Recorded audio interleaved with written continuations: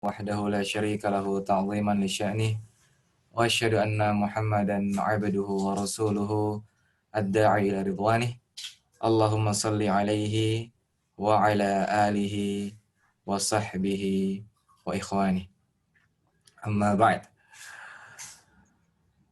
Pertama-tama tidak ada kata yang lebih pantas untuk kita ucapkan selain kata syukur kita kepada Allah Subhanahu wa taala, karena dengan taufik dan rahmat darinya lah kita bisa berkumpul untuk melaksanakan kajian parenting yang insya Allah akan rutin dari kitab Tadhkiratus Sami wal Mutakallim karya Al-Imam Ibnu Jamaah bersama Al-Ustadz Al-Fadil Ali Hasan Bawazir LC Hafizahullahu Ta'ala. Lalu kita haturkan salat dan salam kepada junjungan kita Nabi Muhammad Sallallahu Alaihi Wasallam, guru terbaik sepanjang masa. Karena materi akan dimulai jam 7 pas, maka kami sebagai MC akan sedikit memberikan pengantar, yaitu tentang tata tertib kajian parenting. Tata tertib kajian parenting. Dan sebelumnya sebenarnya Ana malu kalau harus berbicara banyak di hadapan Al-Ustadz Ali Hasan Bawazir hafizahullah ta'ala. Namun karena ada dalil yang menunjukkan bahwa yang di bawah terkadang boleh berbicara kepada yang lebih tinggi, sebagaimana Hudhud berbicara kepada Sulaiman dan juga Abdullah bin Mas'ud membaca Al-Quran di hadapan Nabi Muhammad SAW, maka Ana memberanikan diri untuk membacakan sedikit hal dari Ana di hadapan Ustadz yang sangat kita muliakan, hafizahullah ta'ala. Tata tertib kajian parenting yang pertama, presensi kehadiran dilakukan pada aplikasi Zoom ya. Sudah kita lakukan saat pembelajaran berlangsung. Peserta diharuskan memberi nama akun Zoom sesuai nama anak dan kelas. Misal Ibrahim _4 Ikhwan, yang bermakna Ibrahim kelas 4 SD Ikhwan. Sekali lagi, yang belum silakan diganti. Presensi kehadiran dilakukan pada aplikasi Zoom saat pembelajaran berlangsung. Peserta diharuskan memberi nama akun Zoom sesuai nama anak dan kelas. Misal Ibrahim _4 Ikhwan. Ibrahim kelas 4 SD Ikhwan. Yang belum silakan diubah namanya. Yang belum silakan diubah namanya. Sambil berjalan waktu. Yang kedua, peserta wajib menjaga adab bermajelis dan adab menuntut ilmu. Peserta wajib menjaga adab bermajelis dan adab menuntut ilmu. Dijaga sopan santunnya dan seterusnya. Dan akan dibahas lebih panjang pada kajian hari ini. Yang ketiga, berpakaian rapi dan sopan selama mengikuti pembelajaran. Berpakaian rapi dan sopan selama mengikuti pembelajaran. Hati-hati, jangan sampai nggak pakai kaos gitu. Atau yang akhwat karena mentang-mentang nggak nunjukin video, pakainya baju tidur dan seterusnya. Yang keempat, peserta ikhwan dianjurkan untuk mengaktifkan fitur visual atau video pada saat mengikuti pembelajaran dan tetap menjaga ruang belajar yang terhindar dari hal-hal yang melanggar syariat. Misalnya ada foto akhwat tanpa hijab atau gangguan-gangguan yang lain lah yang di luar syariat gitu. Ada gambar makhluk bernyawa atau apa. Jadi jangan sampai ada yang seperti itu. Berikutnya, bagi akhwat wajib menonaktifkan fitur visual video ketika mengikuti pembelajaran via aplikasi Zoom. Akhwat wajib menonaktifkan, dinonaktifkan aja. Dinonaktifkan aja. Jadi kita nggak ada yang lihat, tapi Allah lihat semua. Maka dijaga pesan-pesan yang tadi. Berikutnya, seluruh peserta ikhwan dan akhwat wajib menonaktifkan suara atau memute audio apabila materi sudah dimulai tentu saja. Namun kalau nanti di tengah-tengah Ustadz bertanya atau di tengah nanti ada buka sesi tanya jawab secara langsung atau memang yang membutuhkan untuk menyalakan audio, silakan dinyalakan dan di unmute.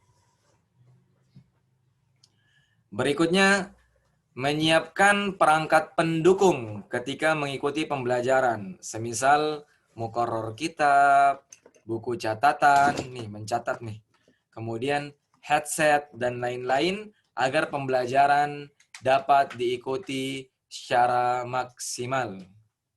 Agar pembelajaran dapat diikuti secara maksimal. Berikutnya, materi yang sudah dibagikan format PDF diharapkan dapat di-print agar memudahkan kegiatan belajar. Atau yang punya kitab langsung Tazkiratus Sami' wal Mutakallim lebih afdol juga.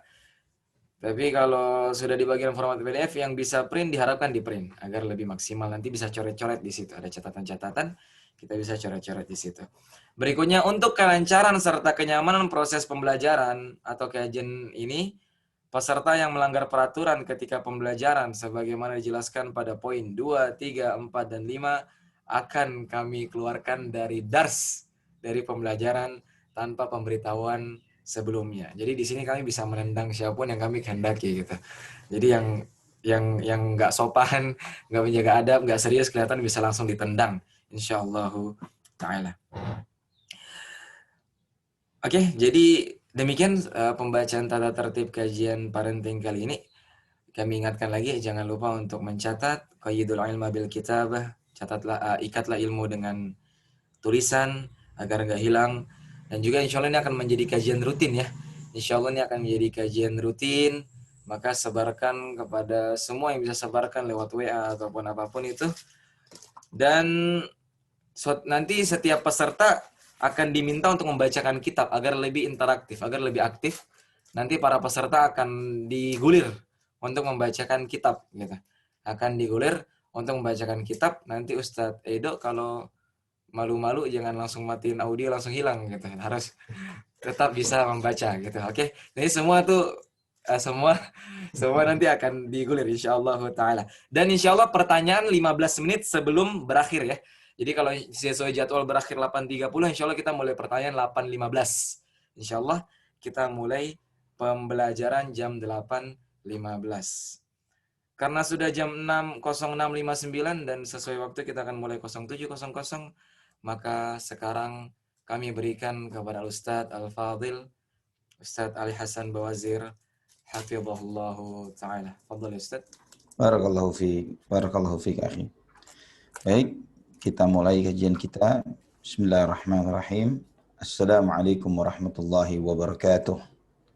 Assalamualaikum warahmatullahi wabarakatuh. Alhamdulillah nahmaduhu wa nasta'inuhu wa nastaghfiruh wa na'udzu billahi min syururi anfusina wa sayyiati a'malina. Man yahdihillahu fala mudilla lahu wa man yudlil fala hadiya lahu. Asyhadu an la ilaha illallah wahdahu la syarika lah wa asyhadu anna Muhammadan abduhu wa rasuluhu la nabiyya ba'dah. Allahumma salli wa sallim wa barik ala abdika wa nabiyyika Muhammad wa ala alihi wa sahbihi wa man ihtada bihadihi ila yaumil qiyamah. Qala Allah jalla wa ala, ya ayyuhalladzina amanu taqullaha haqqa tuqatih wa la tamutunna illa wa antum muslimun. Ya ayyuhan nasu taqu rabbakumul ladzi khalaqakum min nafsin wahidah wa khalaqa minha zawjaha wa batha minhuma rijalan katsiran wa nisaa. واتقوا الله الذي تساءلون به والأرحام إن الله كان عليكم رقيبا يا أيها الذين آمنوا اتقوا الله وقولوا قولا سديدا يصلح لكم أعمالكم ويغفر لكم ذنوبكم ومن يطع الله ورسوله فقد فاز فوزا عظيما أما بعد saudaraku fillah rahimani wa rahimakumullah. Alhamdulillah, segala puji bagi Allah Subhanahu wa taala Ar-Rahmanir Rahim atas segala limpahan nikmat yang Allah anugerahkan bagi kita semuanya. Atas rahmat dan kasih sayangnya Allah Subhanahu wa taala memperkenankan kita untuk berjumpa di pagi hari ini untuk mengkaji sebuah materi yang sangat menarik, materi yang sangat dibutuhkan oleh kita semuanya, terutama yang hidup di masa yang seperti ini, di masa bercampur aduknya informasi, di masa terbukanya segala informasi, sehingga kita melihat bagaimana di dunia maya, ya terutama di internet dan lain sebagainya, orang yang jahil kesannya sebagaikan seorang mujtahid, ya, dan bagaimana dengan mudahnya kita mengcopy paste informasi dari sana dan sini tanpa mengetahui bagaimana awal dan akhir dari setiap ilmu yang dikaji, dan sudah tidak lagi diperhatikan dan dipedulikan bagaimana adab dan etika di dalam bermajlis, dalam berilmu, sehingga apa yang dikatakan oleh para a'immatus salaf yang mereka sangat mengkhawatirkan terbukanya selebar-lebarnya pintu perdebatan, debat kusir di dalam konteks agama. Bahkan saat ini yang terjadi, debat kusir itu bukan lagi membicarakan tentang hal-hal yang sifatnya tidak penting dan tidak perlu di dalam kehidupan dunia manusia pada umumnya, namun sampai kepada masalah ketuhanan sekalipun, manusia dengan gampangnya berbicara tanpa ilmu, berdebat kusir tidak jelas, ya, untuk menetapkan akan hak-hak Allah Subhanahu wa taala, juga kemudian hak-hak Rasulullah SAW tentang dinul Islam, halal dan haram, wajib dan sunnah, dan yang semisalnya, sunnah dan bid'ah, tauhid dan syirik, kafir dan iman. Ya, semua manusia berbicara hal ini tanpa ilmu, karena memang saudaraku fillah rahimani wa rahimakumullah, banyak di antara kita yang mengakses ilmu itu dengan mudahnya, dengan sarana yang telah memang Allah Subhanahu wa taala mudahkan bagi kita di zaman ini, namun tidak diiringi dengan pemahaman yang mendalam terutama terkait tentang adab dan akhlak. Bagaimana adab thalabul ilm, bagaimana adab penuntut ilmu, bagaimana adab seorang guru terhadap muridnya, bagaimana adab di majelis, bagaimana adab terhadap ilmu yang ingin dipelajari dan yang semisalnya. Maka permintaan panitia antum semuanya untuk mengkaji materi ini, ya, materi parenting, dan subhanallah menariknya lagi, buku rujukan kita ini, Tadhkiratus Sami' wal Muta'allim fi Adabil Alimi wal Muta'allim, ini ditulis oleh seorang imam dari antara imam Ahlus Sunnah wal Jamaah, dan seorang imam di antara ulama-ulama besar dari mazhab Syafi'i, Al-Imam Al-Qadhi Badruddin Muhammad bin Ibrahim bin Sa'dillahi Ibnu Jama'ah, yang dikenal dengan panggilan beliau Ibnu Jama'ah Al-Kinani Asy-Syafi'i. Beliau lahir di tahun 639 Hijriah, wafat di tahun 733 Hijriah. Artinya kurang lebih 7 abad yang lalu dari saat ini, dari saat kita hidup sekarang. Dan kita akan melihat bagaimana betapa menakjubkannya apa yang beliau sampaikan di dalam buku yang beliau tulis ini.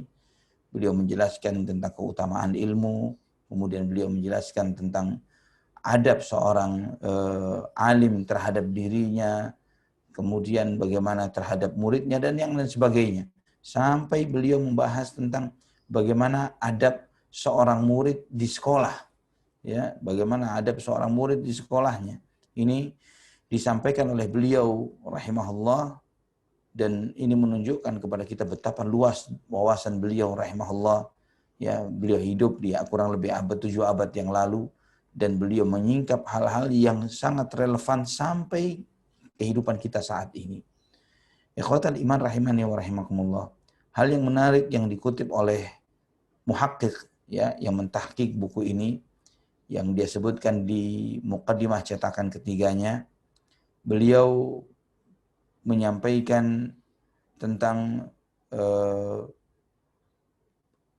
adab terhadap seorang yang belajar agama. Ya, beliau menyampaikan setelah bertahmid dan bersalawat kepada Nabi SAW, beliau mengatakan fa inna min ajallin ni'ami wa ajjalil qisami al-ishtighala bil ilmi hayatil qulubi wa muridil khasyah. Jadi di antara nikmat terbesar, anugerah terbesar adalah menyibukkan diri dengan ilmu, yang dengan ilmu itu seseorang itu akan hidup hatinya dan akan mengarahkan kepada rasa khasyah, ya, takut kepada Allah Subhanahu wa taala. Ingat, kata takut di dalam bahasa Arab ini banyak padanannya, banyak keserupaannya. Ada khauf, ada khasyah, ada rahbah, ya. Adapun kata khasyah secara spesifik adalah rasa takut yang timbul karena ilmu, Ya, innama yakhsyallaha min ibadihil ulama, sebagaimana Allah firmankan dalam surat Fatir ayat 28, sesungguhnya yang takut kepada Allah Subhanahu wa taala di antara hambanya adalah orang-orang berilmu. Maka di sini dikatakan oleh Abdullah, putra dari Imam Ahmad bin Hanbal, yang dia bertanya kepada ayahnya, qultu li abi hal kana ma'a ma'rufin syai'un min al-ilm. Ya, dia bertanya tentang Ma'ruf Al-Qurhi, seorang ahli ibadah. Dia ditanya apakah beliau seorang ahli ilm, seorang ulama. Maka Imam Ahmad menjawab, ya bunayya kana ma'ahu ra'sul ilm, bahwa Ma'ruf Al-Qurhi dia memiliki inti dan induk dari kepalanya ilmu. Apa itu? Khasyatullahi ta'ala, yaitu sikap khasyah, takut kepada Allah Subhanahu wa taala. Ini merupakan target utama kita di dalam belajar dan menuntut ilmu agama, yaitu bertambahnya rasa khasyah, rasa takut kita kepada Allah Subhanahu wa taala. Saudaraku fillah rahimani wa rahimakumullah, kemudian beliau mengutip perkataan Al-Imam Al-Mawardi di dalam kitab Adabud Dunya wad Din. Ya, wa'lam anna lil ulumi awaila tuaddi ila awakhiriha wa madakhila tufdi ila haqaiqiha. Falyabtadi' talibul ilmi bi awailiha liyantahiya ila awakhiriha wa mimadakhiliha liyufdiya ila haqaiqiha. Wala yatlub al-akhira qabla al-awwal wala al-haqiqata qabla al-madkhal fala yudriku al-akhir fala yudraku al-akhiru ولا يعرف الحقيقة لأن البناء من غير أس لا يبنى والثمر من غير غرس لا يجتنى. Beliau mengatakan, ketahuilah bahwa ilmu itu ada permulaan-permulaannya yang mengantarkan kepada akhirnya. Ada pintu-pintu masuknya yang mengantarkan kepada hakikat-hakikatnya. Maka hendaklah seorang talibul ilm memulainya dari permulaannya sehingga mengantarkan kepada akhirnya. Dan memulai dari pintu-pintu masuknya sehingga dihantarkan kepada hakikat-hakikat ilmu itu. Ya, janganlah dia mencari akhirnya sebelum awal, dan jangan mencoba berusaha mencari hakikat sebelum memasuki pintu masuknya, sehingga akhir tidak bisa diraih, hakikat pun tidak diketahui. Karena sebuah bangunan tanpa pondasi, bagaimana bangunan itu bisa tegak? Demikian pula buah, ya, tanpa pohon yang kokoh, akar yang kokoh, bagaimana buah itu bisa dipetik? Ini menyadarkan kita semuanya, saudaraku-saudariku fillah rahimani wa rahimakumullah, bahwa betapa banyaknya kita yang hidup di zaman kita saat ini benar-benar tidak paham akan hal ini. Ya, kita tidak memulai suatu ilmu itu dari awalnya, kemudian kita tidak memasuki dari pintu masuk yang semestinya, yaitu duduk di majelis ilmu dengan para ulama dengan runtutan talabul ilm yang bertahap.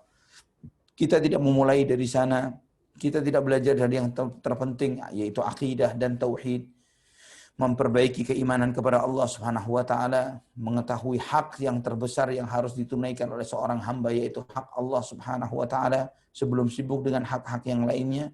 Sehingga ketika kita salah di dalam prioritas, maka kita pun akan salah di dalam bersikap, salah di dalam bertindak, salah di dalam bermanhaj.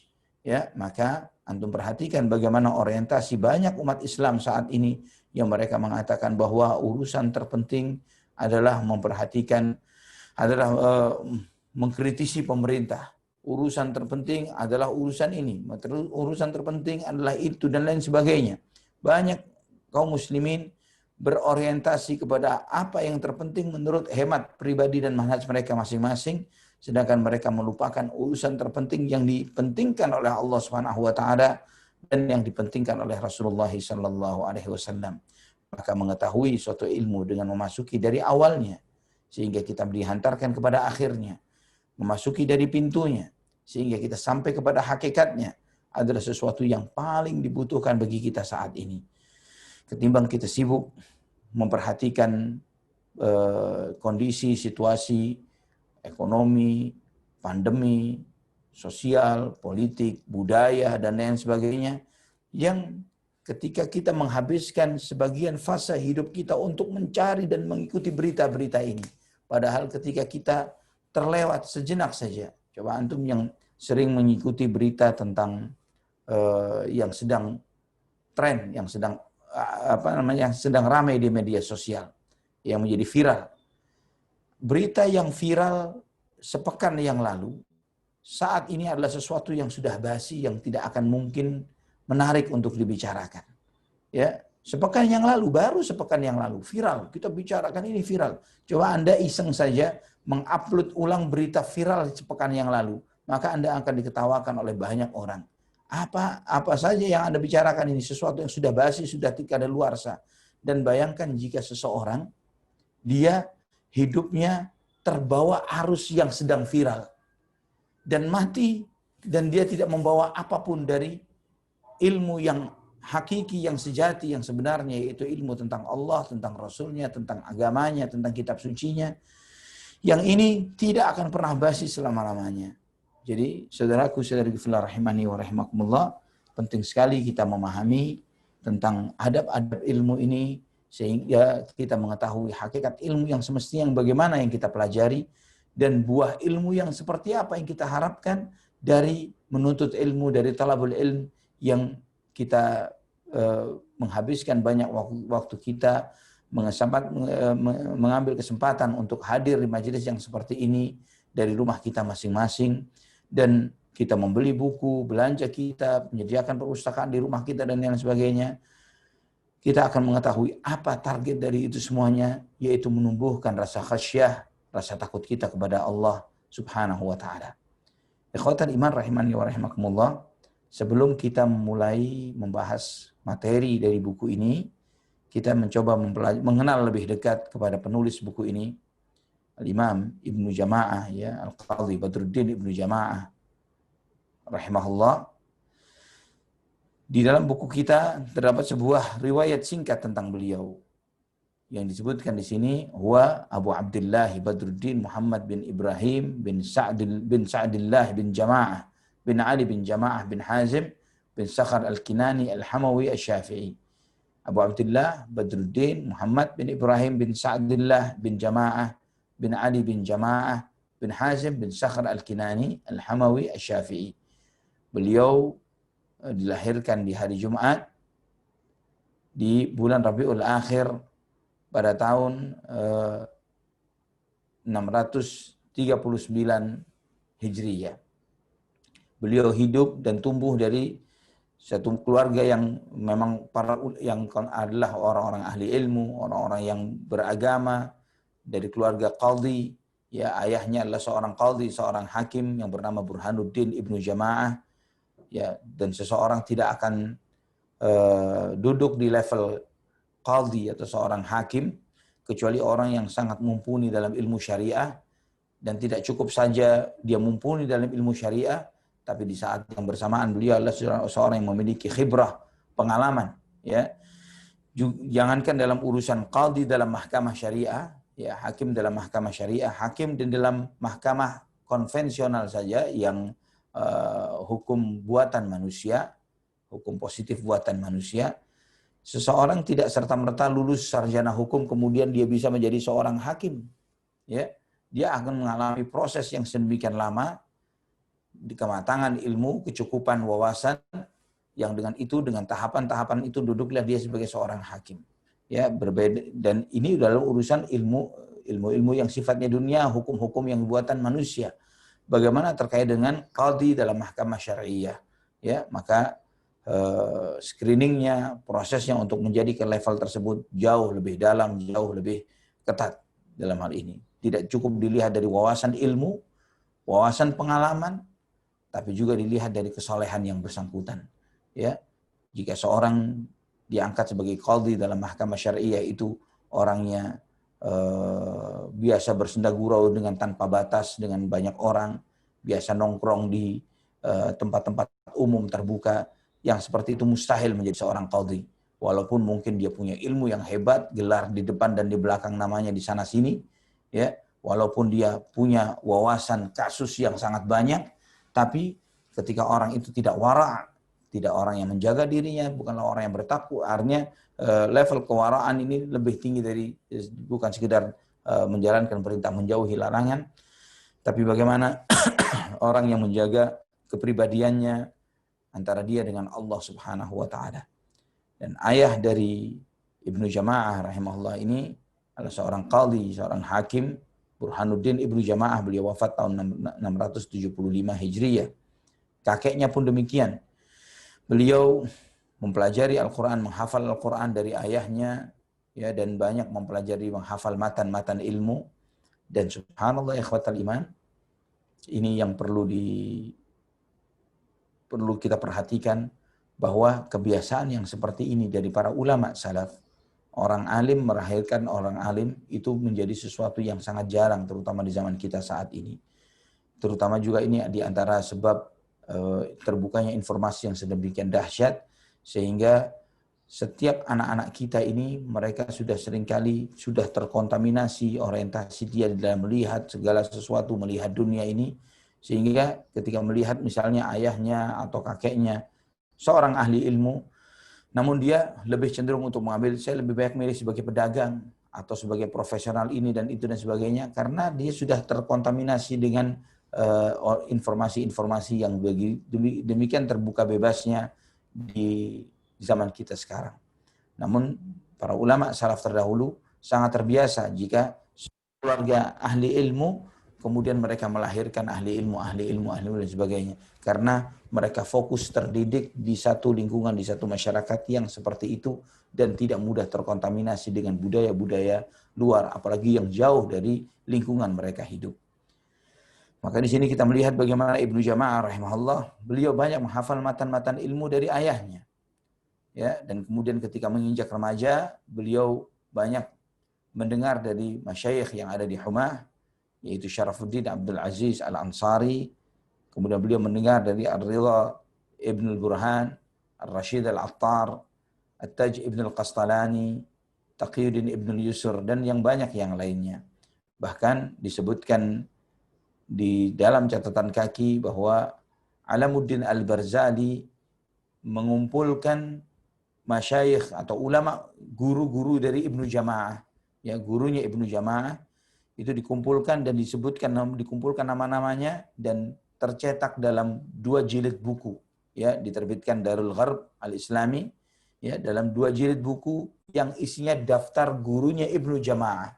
Subhanallah. Ya, sedangkan kalau kita dan guru, dikatakan guru, seorang guru di zaman salaf terdahulu, ketika seorang murid dikatakan dia berguru kepada fulan, bukan cuma sekedar duduk dan hadir di majelis ilmunya saja, tapi bagaimana dia mendapat talaqi ilmu yang guru mengakui muridnya sebagai murid, dan murid demikian pula diakui oleh gurunya. Jadi benar-benar keterikatan yang kuat antara guru dan muridnya ini, sehingga pengakuan bahwa benar si fulan adalah murid anak.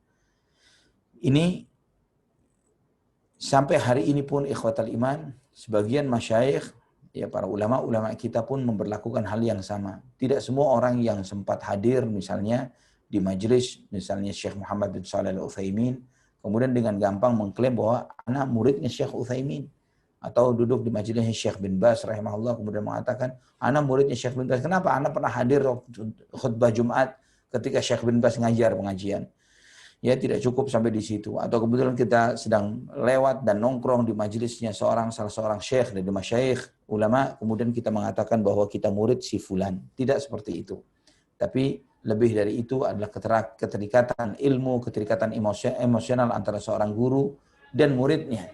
Sehingga guru itu mengakui bahwa si fulan benar-benar yang kita biasa dengar dengan istilah ijazah. Ya, seorang guru yang memberikan ijazah ilmu kepada muridnya. Wallahu a'lam bishawab. Kemudian disebutkan bahwa ilmu yang beliau peroleh mayoritas beliau ambil dari Al-Qadhi Taqiyuddin Ibnu Razin. Dan beliau belajar ilmu nahwu dari yang disebut Al-Imam Ibnu Malik. Ya, siapa di sini Al-Imam Ibnu Malik? Beliau adalah yang menulis kitab Alfiyah Ibn Malik. Alfiyah yang sangat terkenal dalam kitab dalam ilmu nahwu. Ya, beliau sangat menghabiskan waktunya dalam belajar agama, ya, bersungguh-sungguh dalam meraih ilmu agama, sehingga beliau mengungguli banyak teman-teman seumurannya. Pernah salah satu fatwanya ditunjukkan kepada Al-Imam An-Nawawi rahimahullah, dan Imam Nawawi menganggap baik jawaban dari Ibnu Jamaah rahimahullah. sehingga nampaklah kemuliaan keagungan beliau. Kemudian beliau menjadi qadhi di Quds, ya, di Quds tahun 675 Hijriah, dan beliau masih cukup muda pada saat itu. Kemudian beliau dicopot dari jabatan itu dan dikembalikan lagi jabatan tersebut kepada beliau tahun 687 Hijriah, ya, dan beliau juga menjadi khatib di Masjidil Aqsa. Dan terus demikian sampai beliau diminta untuk pindah ke Mesir, ya, dan beliau menjadi qadhi di Mesir tahun 690 Hijriah. Dan di saat yang bersamaan beliau juga menjadi khatib imam tetap di Masjid Jami Al-Azhar. Dan kemudian dicopot jabatannya tahun 693 Hijriah. Di tahun yang sama beliau diangkat sebagai qadhi di negeri Syam, ya, di tahun yang sama, artinya 693 Hijriah, dan diberhentikan tahun 696 Hijriah, dan dikembalikan lagi di posisi jabatannya tahun 699 Hijriah. Beliau juga diangkat di samping sebagai qadhi, sebagai imam tetap Masjidil Aqsa, dan diangkat sebagai guru dari para guru, ya. Dan ini disebutkan walam tajtami' hadhil manasibu ats-tsalatsatu li ahadin qablahu, bahwa jabatan tiga ini bersamaan, ya, qadhi, khatib tetap, dan guru dari guru-guru yang ada di Al-Aqsa, ini tidak pernah berkumpul pada satu orang sebelum Al-Imam Ibnu Jama'ah. Dan beliau tetap dalam posisi ini sampai wafatnya Syekh Taqiyuddin Ibnu Daqiq Al-Id. Ya, Ibnu Daqiq Al-Id rahimahullah, salah seorang alim dari ulama mazhab Hambali, dan beliau bermazhab sunnah salafi. Tahun 702 beliau meninggal dunia, dan kemudian beliau dikembalikan ke negeri Mesir untuk menjadi qadhi di sana, dan berlangsung sampai 710 Hijriah, kurang lebih 8 tahunan. Kemudian diberhentikan jabatannya dan kembali lagi di tahun 711 Hijriah, dan berlanjut sampai ketika beliau mengalami buta, ya, di tahun 727 Hijriah, dan kemudian diberhentikan dari jabatannya. Ikhwatal iman rahimani wa rahimakumullah. Dan tentang bagaimana beliau mengajar, beliau memiliki peran yang sangat disyukuri karena peran mengajarnya ini. Di Damaskus dia mengajar di Madrasah Al-Qaimariyah, dan juga di Al-Adiliyah Al-Kubra, di Syamiyah Al-Barraniyah, dan yang lainnya. Di Kairo beliau mengajar di As-Salihiyah, An-Nasiriyah, Al-Kamiliyah, dan Jami' Al-Hakim, Jami' Ibn Tulun, dan banyak lagi madrasah yang beliau ajar. Dan ikhwatal iman rahimani wa rahimakumullah, banyak sekali murid yang belajar kepada beliau, dan yang paling dominan dari murid-murid beliau adalah putra beliau sendiri, Izzuddin Ibnu Jama'ah, As-Salah As-Safadi, Al-Zahabi, Syamsuddin Al-Zahabi, Imam Al-Zahabi, Tajuddin As-Subki. Ya, ini di antara murid-murid beliau. Dan ikhwatal iman rahimani wa rahimakumullah, adapun karya tulis beliau memiliki peran yang cukup bagus dalam karya tulisnya. Di antara kitab-kitab beliau yang terkenal adalah Al-Manharur Rawi, Al-Fawaidul Laihah min Surat Al-Fatihah, At-Tibyan li Muhimmatil Quran, Al-Masalik fi Ulumil Manasik, Najmul Lami' fi Syarhi Jam'il Jawami', dan banyak lagi yang lain. Beragamnya karya tulis yang beliau tulis ini, beragam macam ilmu yang ditulisnya, menunjukkan mendalamnya ilmu beliau rahimahullah rahmatan wasi'ah. Dan di saat yang bersamaan beliau seorang yang sangat wara', menjaga kehormatan dirinya, beliau luas wawasannya, ya, dan kokoh dalam beragama, seorang yang zuhud, ahli ibadah, ahli zikir, ya, dan beliau memiliki jiwa kepemimpinan yang luar biasa, memiliki sifat kasih sayang yang lemah lembut. Beliau mendidik dengan baik, ya, dan tidak bersikap keras dan kasar, ya, dan tergesa-gesa. Dan beliau dikenal dengan murah senyum, warna kulit beliau putih, janggut beliau besar dan bundar, beliau berpakaian yang rapi, suaranya jelas, tenang pembawaannya. Ini di antara sifat-sifat fisik dari Ibnu Jama'ah rahimahullahu rahmatan wasi'ah.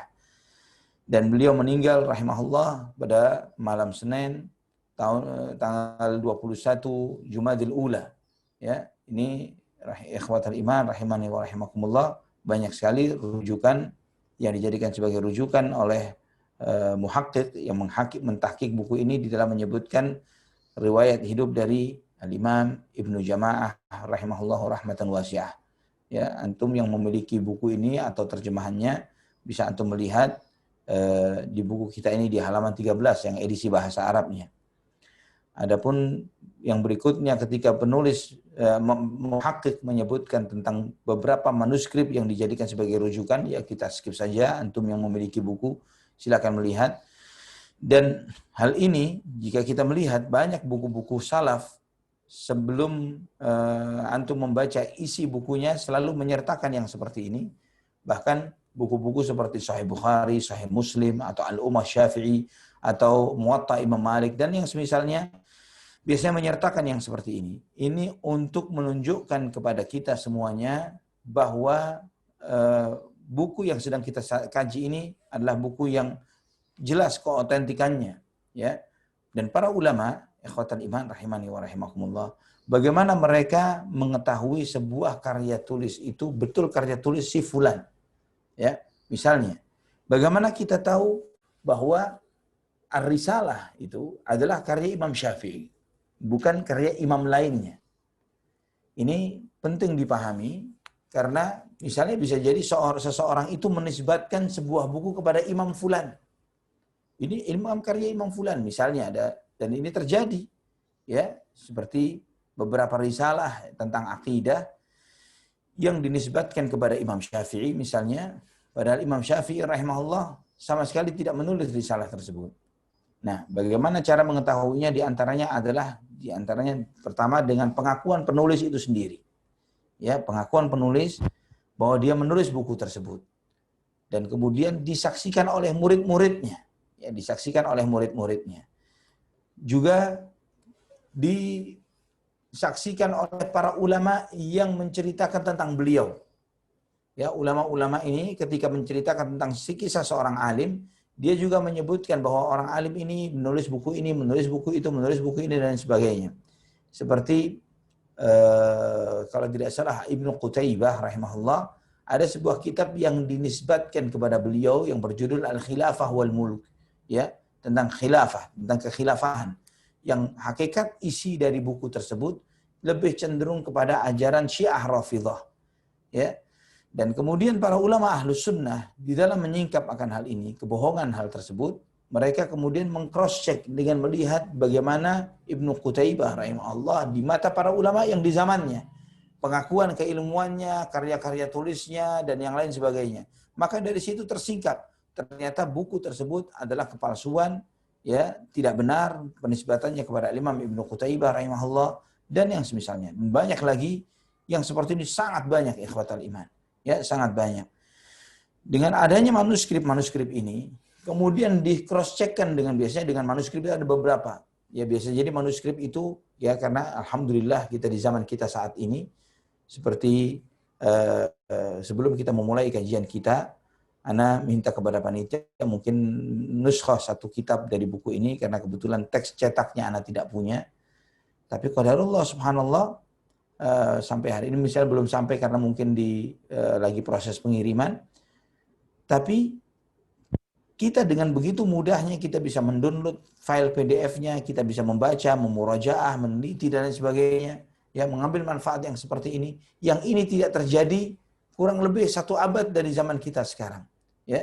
Sebelum ada ditemukannya mesin cetak, mesin print, mesin fotokopi dan yang semisalnya, bisa antum bayangkan bagaimana antum ingin memiliki sebuah Al-Quran, ya, untuk mendapatkan satu naskah Al-Quran antum harus menulisnya sendiri atau membayar seseorang yang mau menulis ulang satu Al-Quran penuh ini untuk antum miliki sebagai mushaf yang antum baca di rumah antum, ya, sebelum adanya mesin fotokopi, mesin cetak dan yang semisalnya.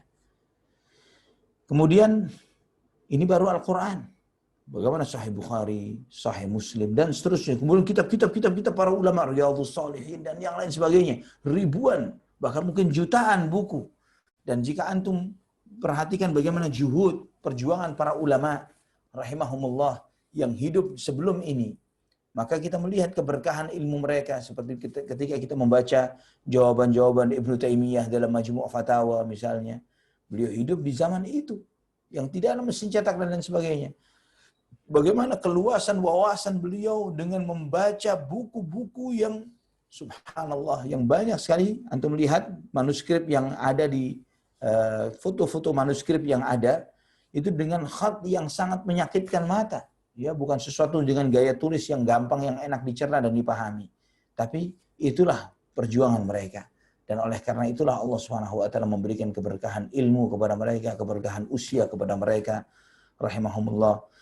Dan kita yang hidup sesudah ini, sesudah mereka seringkali tidak berterima kasih kepada para ulama tersebut. Seringkali kita tidak mengakui akan hak-hak mereka. Ya, dengan gampangnya mereka mengaku siapa fulan, dia begini, saya pun juga bisa begitu. Ya, hum rijal wa nahnu rijal. Mereka laki-laki, saya juga laki-laki, sama, tidak ada bedanya. Ya. Ini seringkali kita tidak mengakui akan kehormatan dan kedudukan para ulama karena kita tidak mengetahui betapa susah dan repotnya mereka di dalam berjerih payah di dalam mengumpulkan ilmu. Dalam mengumpulkan, mendapatkan satu hadis saja mereka kadang seringkali melakukan perjalanan yang butuh memakan waktu berhari-hari, ratusan kilometer dan semisalnya untuk mencatat satu hadis. Sedangkan kita dengan jempol kita sejenak, ya, kita bisa menemukan hadis ini begini, riwayatnya begitu, sahih dhaifnya, syarahnya dan yang lain sebagainya dibandingkan dengan buku-buku ini dan itu, dengan mudahnya kita mendapatkan itulah. Dengan mendapatkan itu. Itu di antara sebab ketidakberkahan ilmu kita dan di antara sebab berkahnya ilmu para ulama salaf. Ya. Kita kurang menghormati ilmu. Maka Nabi Shallallahu Alaihi Wasallam menyebutkan tentang ciri-ciri akhir zaman. Di antaranya beliau menyebutkan bahwa di antara ciri-ciri akhir zaman adalah intisyarul qalam, tersebarnya pena. Ya, para ulama menjelaskan bahwa di akhir zaman nanti penulisan itu begitu gampangnya. Setiap orang gampang menulis. Di zaman dahulu untuk punya pena, seorang harus berjuang. Tidak sedikit para ulama untuk memiliki tinta dan pena serta kertas. Mereka harus menjual baju yang mereka pakai untuk mendapatkan tinta ini. Untuk memiliki pena, untuk menulis. Sedangkan kita semuanya jadi wartawan sekarang. Ya, ketika seseorang sedang galau dengan sesuatu, dia langsung menulis, mengekspos apa yang kegalauan dirinya. Ya, apa terpikir sesuatu, kejedut tembok misalnya karena ini dan itu, dengan gampangnya dia membuat status, menulis ini dan itu, menyampaikan curhatannya dan tidak sedikit isinya banyak mengandung hal-hal yang bersifat kufur, menentang Allah Subhanahu wa taala dan menentang Rasulullah SAW serta agamanya. Ikhwatan iman rahimani wa rahimakumullah. Marilah kita masuk ke dalam materi buku yang ditulis oleh Imam Ibnu Jama'ah rahimahullah. Tadi host kita menyampaikan bahwa masing-masing punya jatah untuk membaca. Bagaimana cara mekanismenya? Ya, kalau misalnya Anda meminta untuk membaca muqaddimah, ini yang berbahasa Arab atau yang terjemah untuk yang dibaca ini? Insya Allah yang berbaca bahasa Arab. Ada Yang berbahasa Arab, Masya Allah. Terus pondok. bagaimana urutan siapa yang membaca, kemudian dari siapa ke siapa? Bagaimana, akhi? Insya Allah yang pertama sekarang Ustadz Adam. Nah, Ustadz Adam, beliau kebetulan memang sudah. tafadhal ya Ustaz. Ustadz Adam, fadhal Ustadz Adam. Guru di An-Najm dulu, Ustaz. Ya, Ustadz Adam. Fadhal. Ya.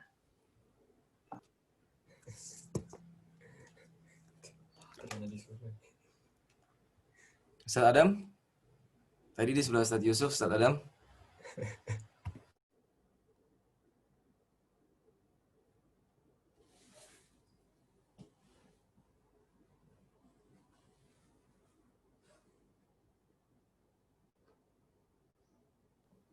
Mungkin Ustaz Hendra dulu deh yang awal.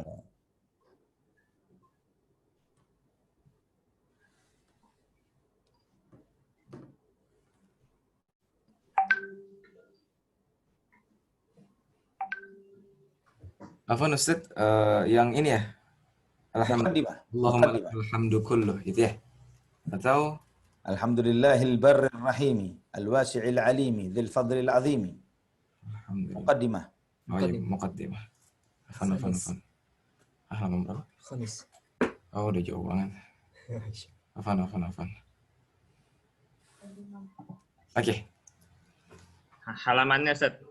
Ini muka Halamannya halaman 31. 31. Oke, jauh. 31. Alhamdulillah ya. Itu beda. Apaan ya? Sip.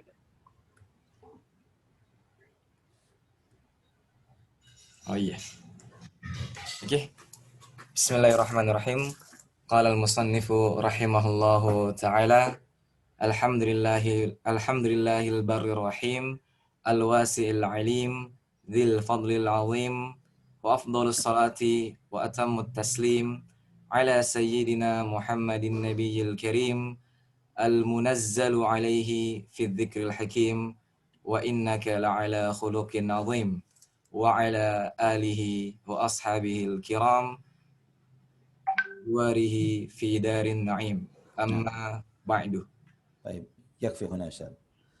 Jadi penulis rahimahullah menyebutkan setelah bertahmid kepada Allah Subhanahu wa taala dan menyebutkan asmaullahil husna ya dan beberapa sifat Allah Subhanahu wa taala yang mulia, kemudian berselawat kepada Nabi sallallahu alaihi wasallam ya yang Allah Subhanahu wa taala muliakan beliau dengan akhlak yang agung dan mulia, juga berselawat untuk keluarga dan sahabat Rasulullah SAW.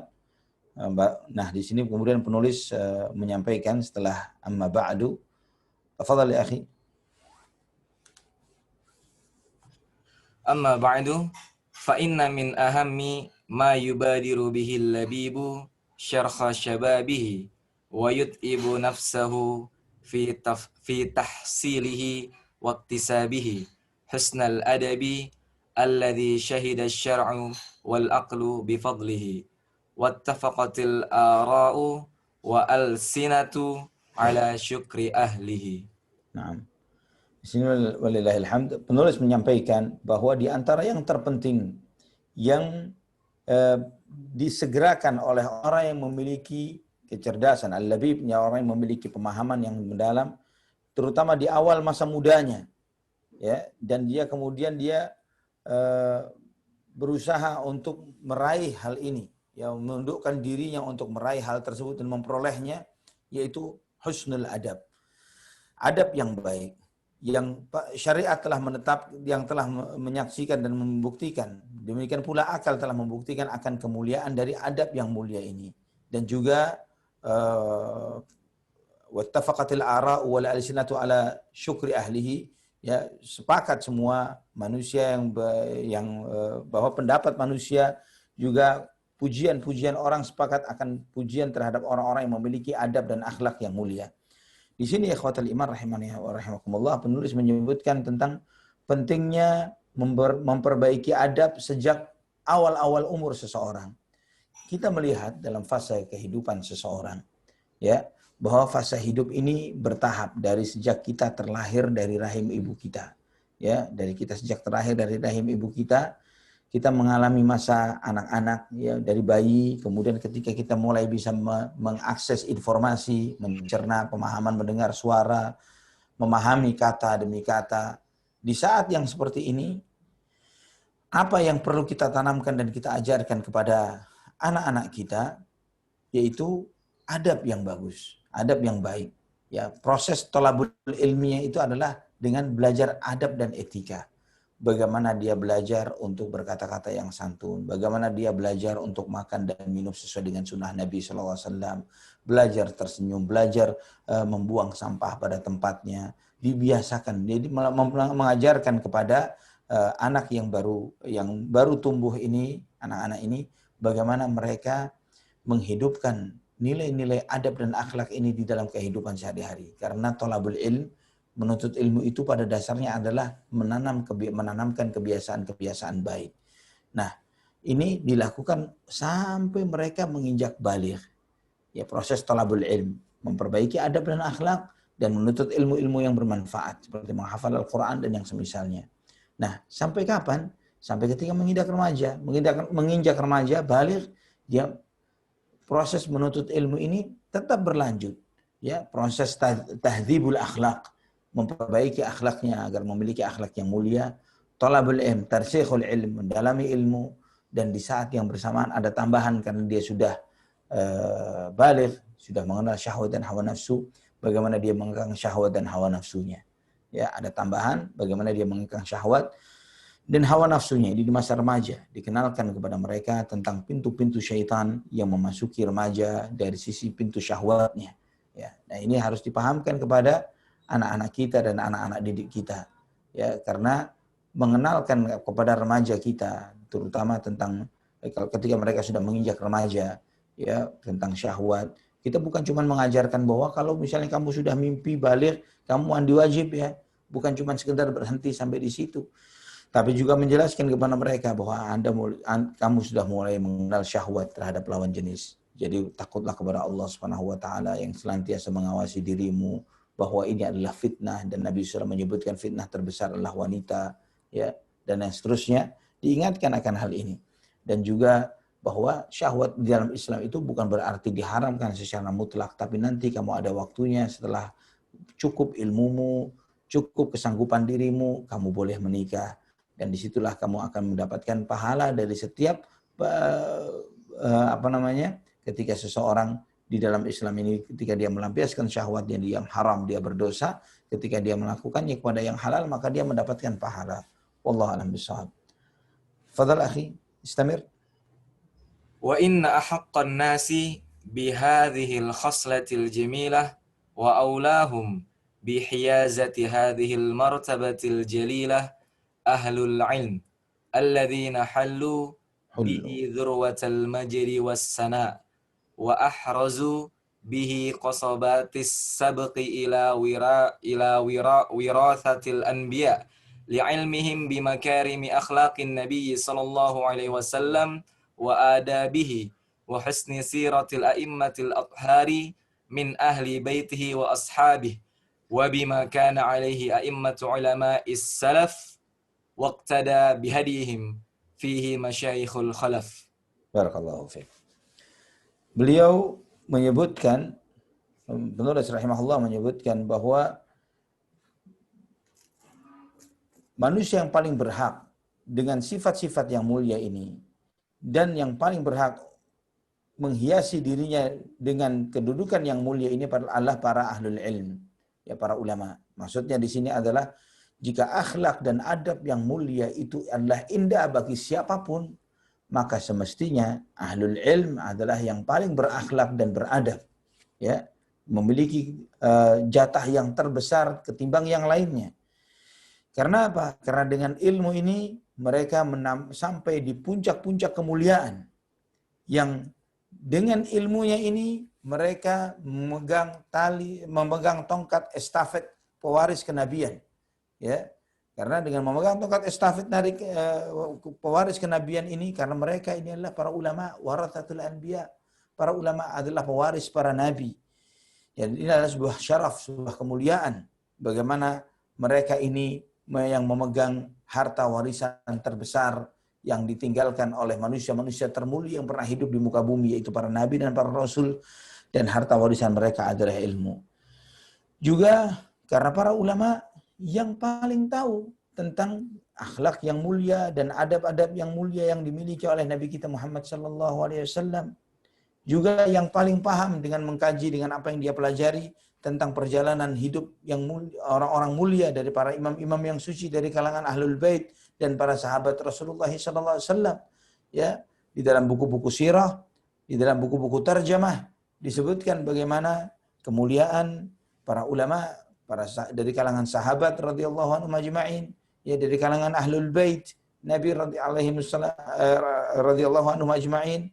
Juga setelah itu generasi para ulama sesudah mereka dari para imam-imam ahlus salaf, para ulama salaf, ya, kita membaca misalnya dalam kitab Syiar Alamin Nubala misalnya, atau dalam kitab Sifatus Safwa Imam Ibnu Jauzi, dan banyak lagi, ya, Hilyatul Auliya dan yang lainnya yang menjelaskan tentang bagaimana adab dan akhlak para a'immatus salaf, sehingga para ulama yang hidup sesudah mereka mencontoh perjalanan hidup orang-orang yang hidup sebelum mereka. Barakallahu fikum. Tafadhal, istamir ya akhi. Qala Ibnu Sirin, kanu yata'allamuna al-hadiya kama yata'allamuna al-'ilm. Wa qala al-Hasan, in kana ar-rajulu la yakhruju fi adabin yaksibuhu as-sinina ثم السنين.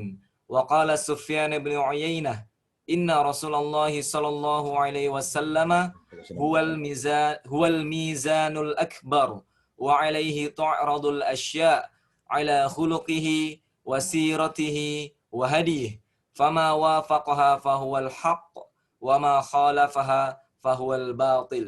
Hasbuk. Yakfikum. Di sini beliau penulis Ibnu Jama'ah rahimahullah mengutip beberapa perkataan dari para a'immatus salaf, ya. Yang pertama adalah dari seorang tabi'in yaitu Ibnu Sirin rahimahullah, bahwa kanu yata'allamuna al-hadya kama yata'allamuna al-ilm. Mereka mempelajari al-hadyu. Al-hadyu di sini adalah hidayah atau ilmu. Dan biasanya dimaksud dengan hidayah di sini adalah adab, ya, adab dan etika. Ini di antara kesamaan. Misalnya antum yang pernah membaca kitabnya Al-Imam Ibnu Qayyim, Zadul Ma'ad.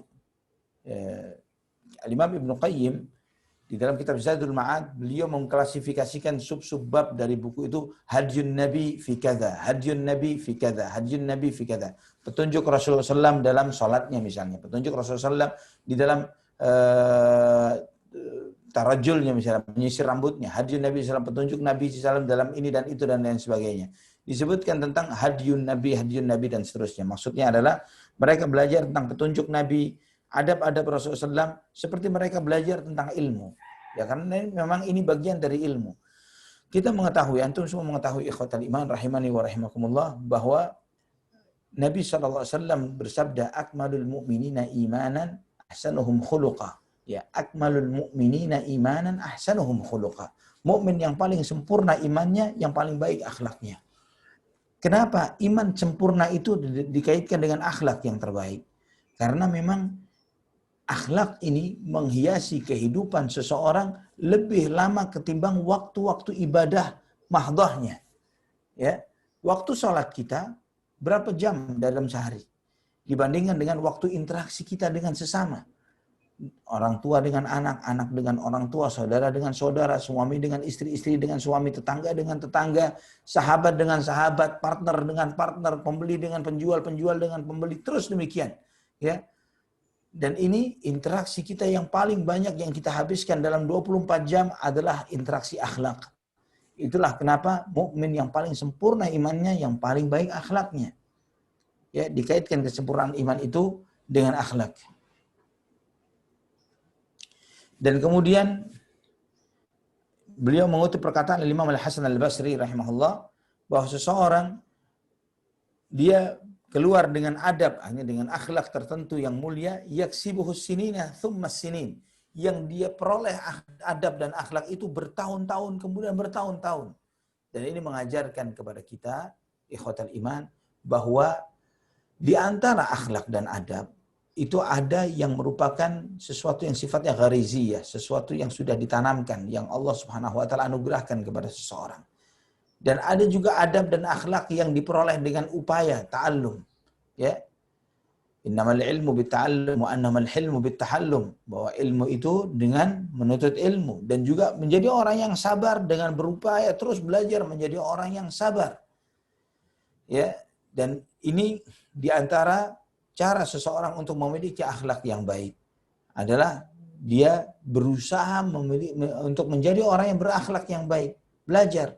Ketika misalnya seseorang dikenal dengan misalnya memiliki tutur kata yang kasar, yang suka teriak-teriak, ngamuk dan sebagainya, mudah temperamen dan emosional, dia ingin berubah, maka dia bisa melakukan upaya dan cara memperbaiki dirinya, bagaimana dia memperbaiki gaya bahasanya. Pada awalnya bagaimana yang harus dia lakukan adalah dengan mengontrol volume suara. Ya, ketika dia emosi sedahsyat-dahsyatnya, biasanya ketika dia marah volume suaranya adalah misalnya volume 50, maka dia bagaimana dia memperbaiki walaupun mungkin masih dengan kosakata yang sama, ya, karena proses tahapan di dalam berubah untuk menjadi lebih baik, mungkin kosakatanya tetap sama tapi volumenya dikecilkan menjadi tinggal 15 saja misalnya. Ya, dia diskon habis banyak sehingga emosi yang meledak-ledak itu bisa ditekan dengan semaksimal mungkin, dengan kemudian bertahap dengan menggantinya dengan kalimat-kalimat yang lebih baik, dengan istighfar, dengan tasbih, tahmid dan yang semisalnya. Kemudian perkataan Sufyan bin Uyainah rahimahullah, inna Rasulullah SAW huwal mizanul akbar. Bahwa Rasulullah SAW adalah standar terbesar. Wa alaihi tu'radul asya. Dan segala sesuatu dirujukkan kepada Nabi. Maksudnya itu dilihat benar salahnya, dilihat dari standarnya itu adalah Rasulullah SAW. Benar salahnya segala sesuatu dilihat kepada bagaimana perilaku Nabi SAW. Ala khuluqihi wa siratihi wa hadyihi. Standarnya adalah kepada akhlak, perjalanan hidup dan petunjuk Rasulullah SAW. Fama wafaqaha fahuwal haqqu wa ma khalafaha fahuwal batil. Yang sesuai dengan tuntunan Nabi itulah yang benar, yang menyelisihi tuntunan Nabi itulah yang salah. Dan ini juga mengajarkan kepada kita pentingnya kita mempelajari sirah Nabi. Ya, sirah ini memiliki pengaruh yang sangat dahsyat di dalam merubah sikap, karakter dan perilaku seseorang. Ya, karena di dalam sirah kita bukan cuma sekedar mempelajari tentang perjalanan hidup yang begitu saja, karena ini perjalanan hidup manusia yang merupakan uswatun hasanah. Di setiap fase kehidupan Nabi SAW, di situ kita bisa merefleksikannya dengan apa yang sedang kita jalani saat ini, yang kita tempuh di dalam kehidupan kita sekarang. Jika kita selalu bertanya, dengan kondisi masalah yang sedang saya hadapi seperti ini, misalnya ya, di dalam prakteknya, bagaimana Nabi SAW mengambil keputusan. Ya, bagaimana keputusan Nabi ketika menghadapi kasus yang seperti ini. Atau hal yang serupa, yang antum bisa membaca di dalam perjalanan hidup Nabi kita Muhammad ibn Abdullah sallallahu alaihi wa ala alihi wa sahbihi wasallam. Tafadhal akhi, istamir. وقال حبيب بن الشهيد لابنه يا بني اسحب الفقهاء والعلماء وتعلم منهم وخذ من أدبهم فإن ذلك أحب إلي من كثير من الحديث. وقال بعضهم لابنه يا بني لأن تتعلم بابا من الأدب أحب إلي من أن تتعلم 70 بابا من العلم. وقال مخلد ابن الحسين لابن المبارك نحن إلى كثير من الأدب أحوج منا إلى كثير من الحديث. Yakfi barakallahu fikum. Kemudian penulis menyampaikan beberapa perkataan para ulama yang mereka ini menjelaskan, para ulama salaf terdahulu yang menjelaskan tentang kedudukan adab dan akhlak.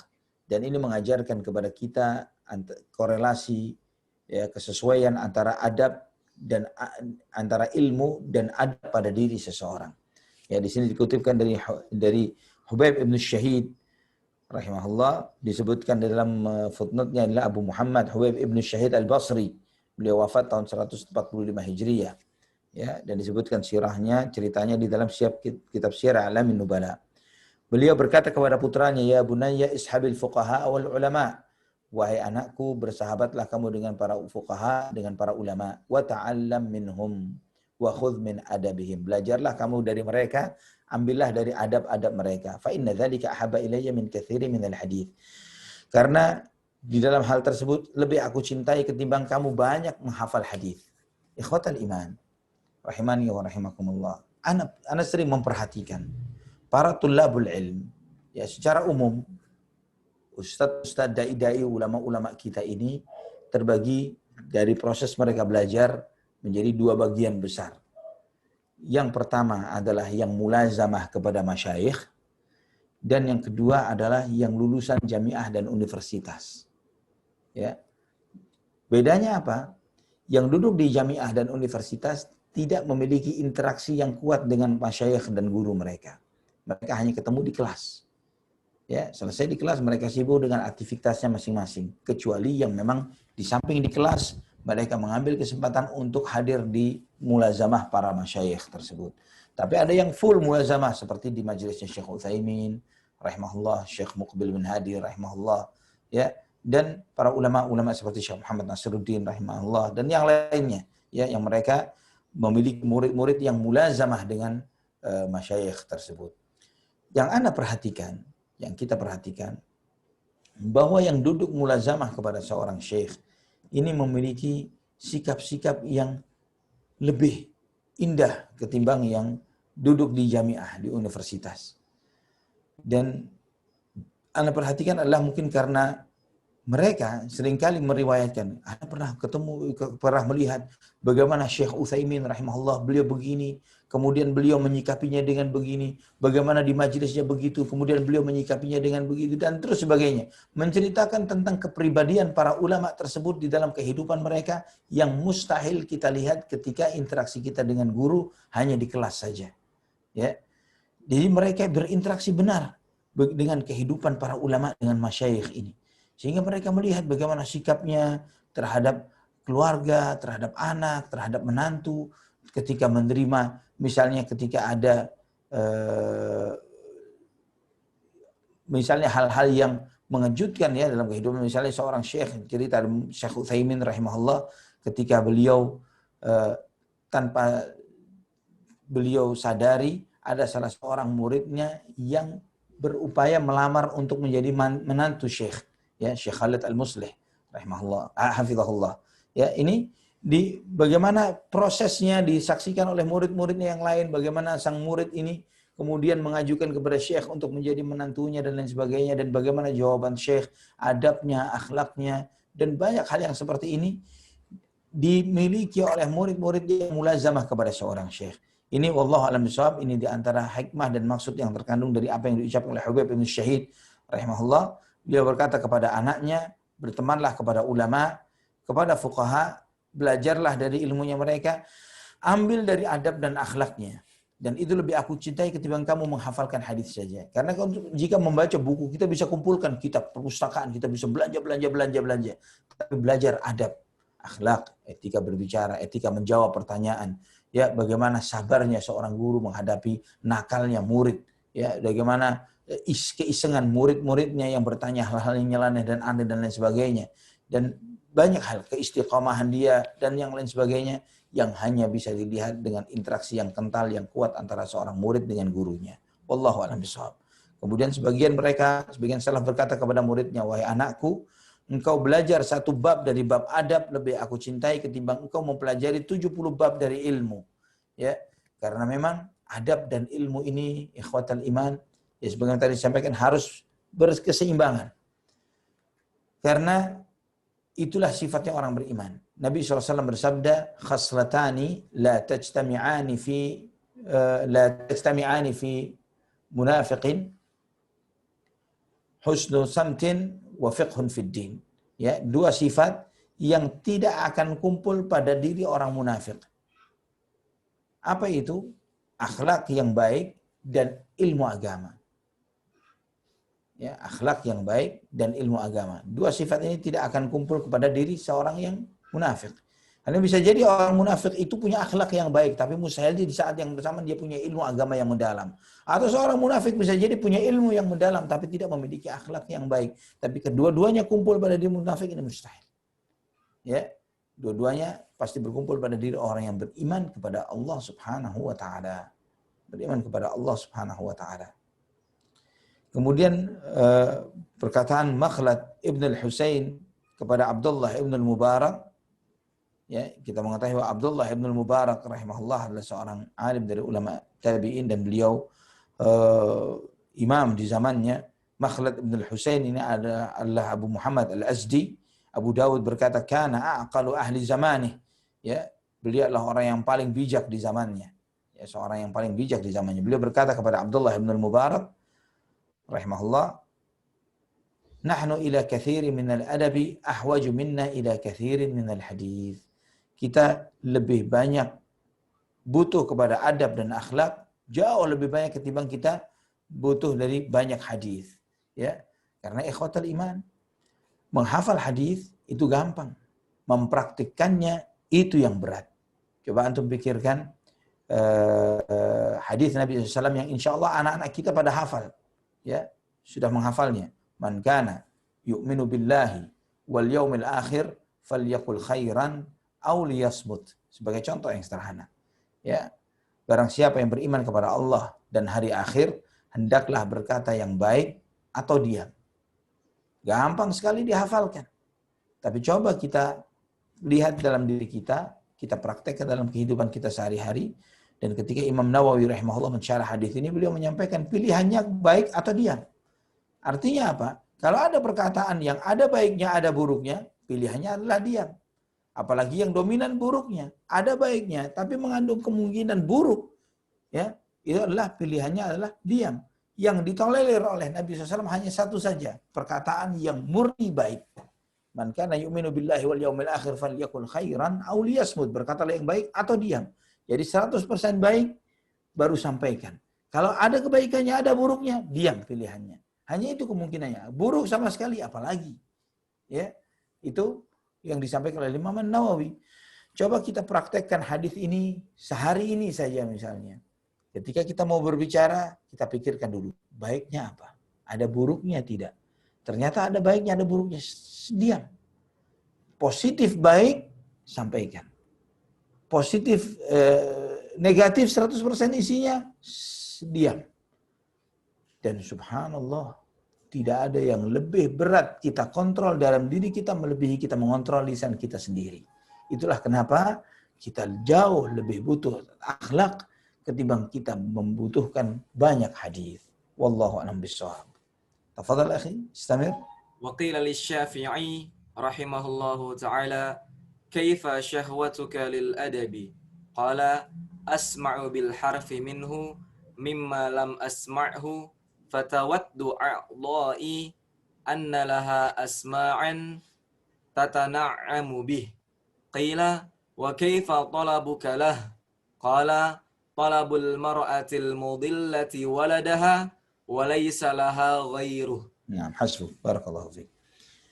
Imam Syafi'i pernah ditanya, rahimahullah, bagaimana syahwatmu terhadap adab? Jadi keinginanmu untuk belajar adab dan akhlak ini. Maka kata Imam Syafi'i, asma'u bil harfi minhu mimma lam asma'hu fatawaddu a'dha'i anna laha asma'an tatana'amu bihi.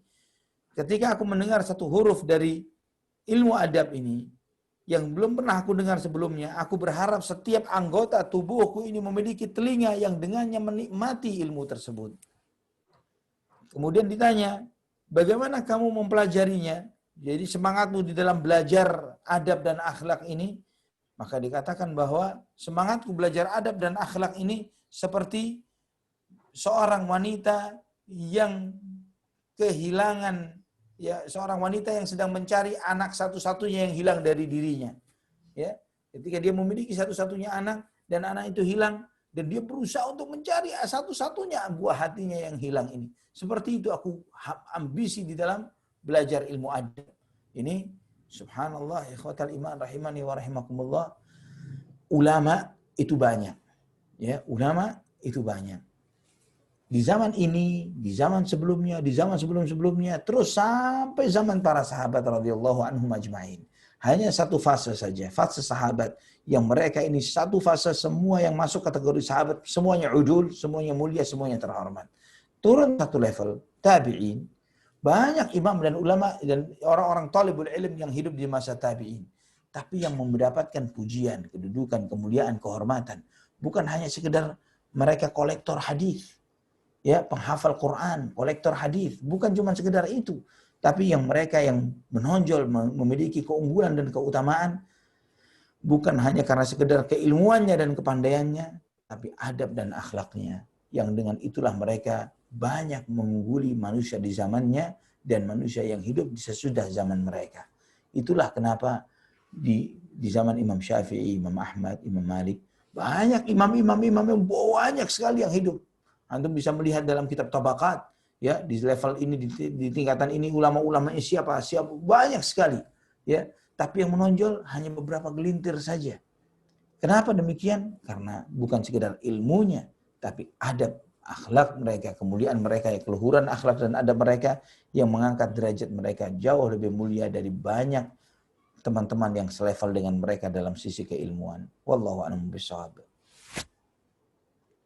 ولما بلغت رتبة الأدب هذه المزية وكانت مدارك مفصلاته خفية دعاني ما رأيت من احتياج الطلبة إليه وعسر تكرار توقيفهم عليه إما لحياء فيمنعهم الحضور أو لجفاء فيورثهم النفور إلى جمع هذا المختصر mudzakiran lil alimi ma ju'ila ilaih wa munabbihan lit talibi ala ma yata'ayyanu alaih wa ma yashtarikani fihi minal adab wa ma yanbaghi sulukuhu fi musahabatil kutub thumma adabu man yaskunul madaris muntahiyan aw taliban li'annaha masakinu talabatil ilmi fi hadhil azminati ghaliban. Barakallahu fiik.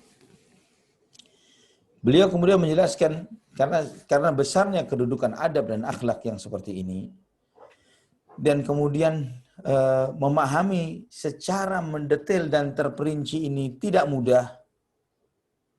Juga karena butuhnya orang terhadap ilmu ini, dan juga tidak mudahnya mengulang-ulang, ya, untuk mengulang-ulang memperbaikinya, meluruskan adab dan akhlak ini, karena banyak orang yang mungkin malu, ya, imma lihayain fayamna'uhumul hudur, ya, karena malunya maka mereka tidak bisa hadir di banyak majelis ilmu yang terkait dengan adab dan akhlak, atau karena mereka kurang peduli, ya, kurang peduli dengan ilmu ini. Maka Ibnu Jama'ah rahimahullah berinisiatif untuk mengumpulkan risalah ini. Ya, beliau mengatakan bahwa risalah yang singkat, yang ringkas ini, dengan menyebutkan, ya, di awal buku beliau nanti akan menyebutkan tentang adab seorang yang berilmu. Kenapa dia ada, ya, apa hikmah dia sebagai seorang guru, ya, bagaimana adabnya terhadap dirinya, adabnya terhadap murid di majelis dan lain sebagainya. Juga mengingatkan kepada murid tentang apa yang harus, adab-adab yang harus mereka miliki.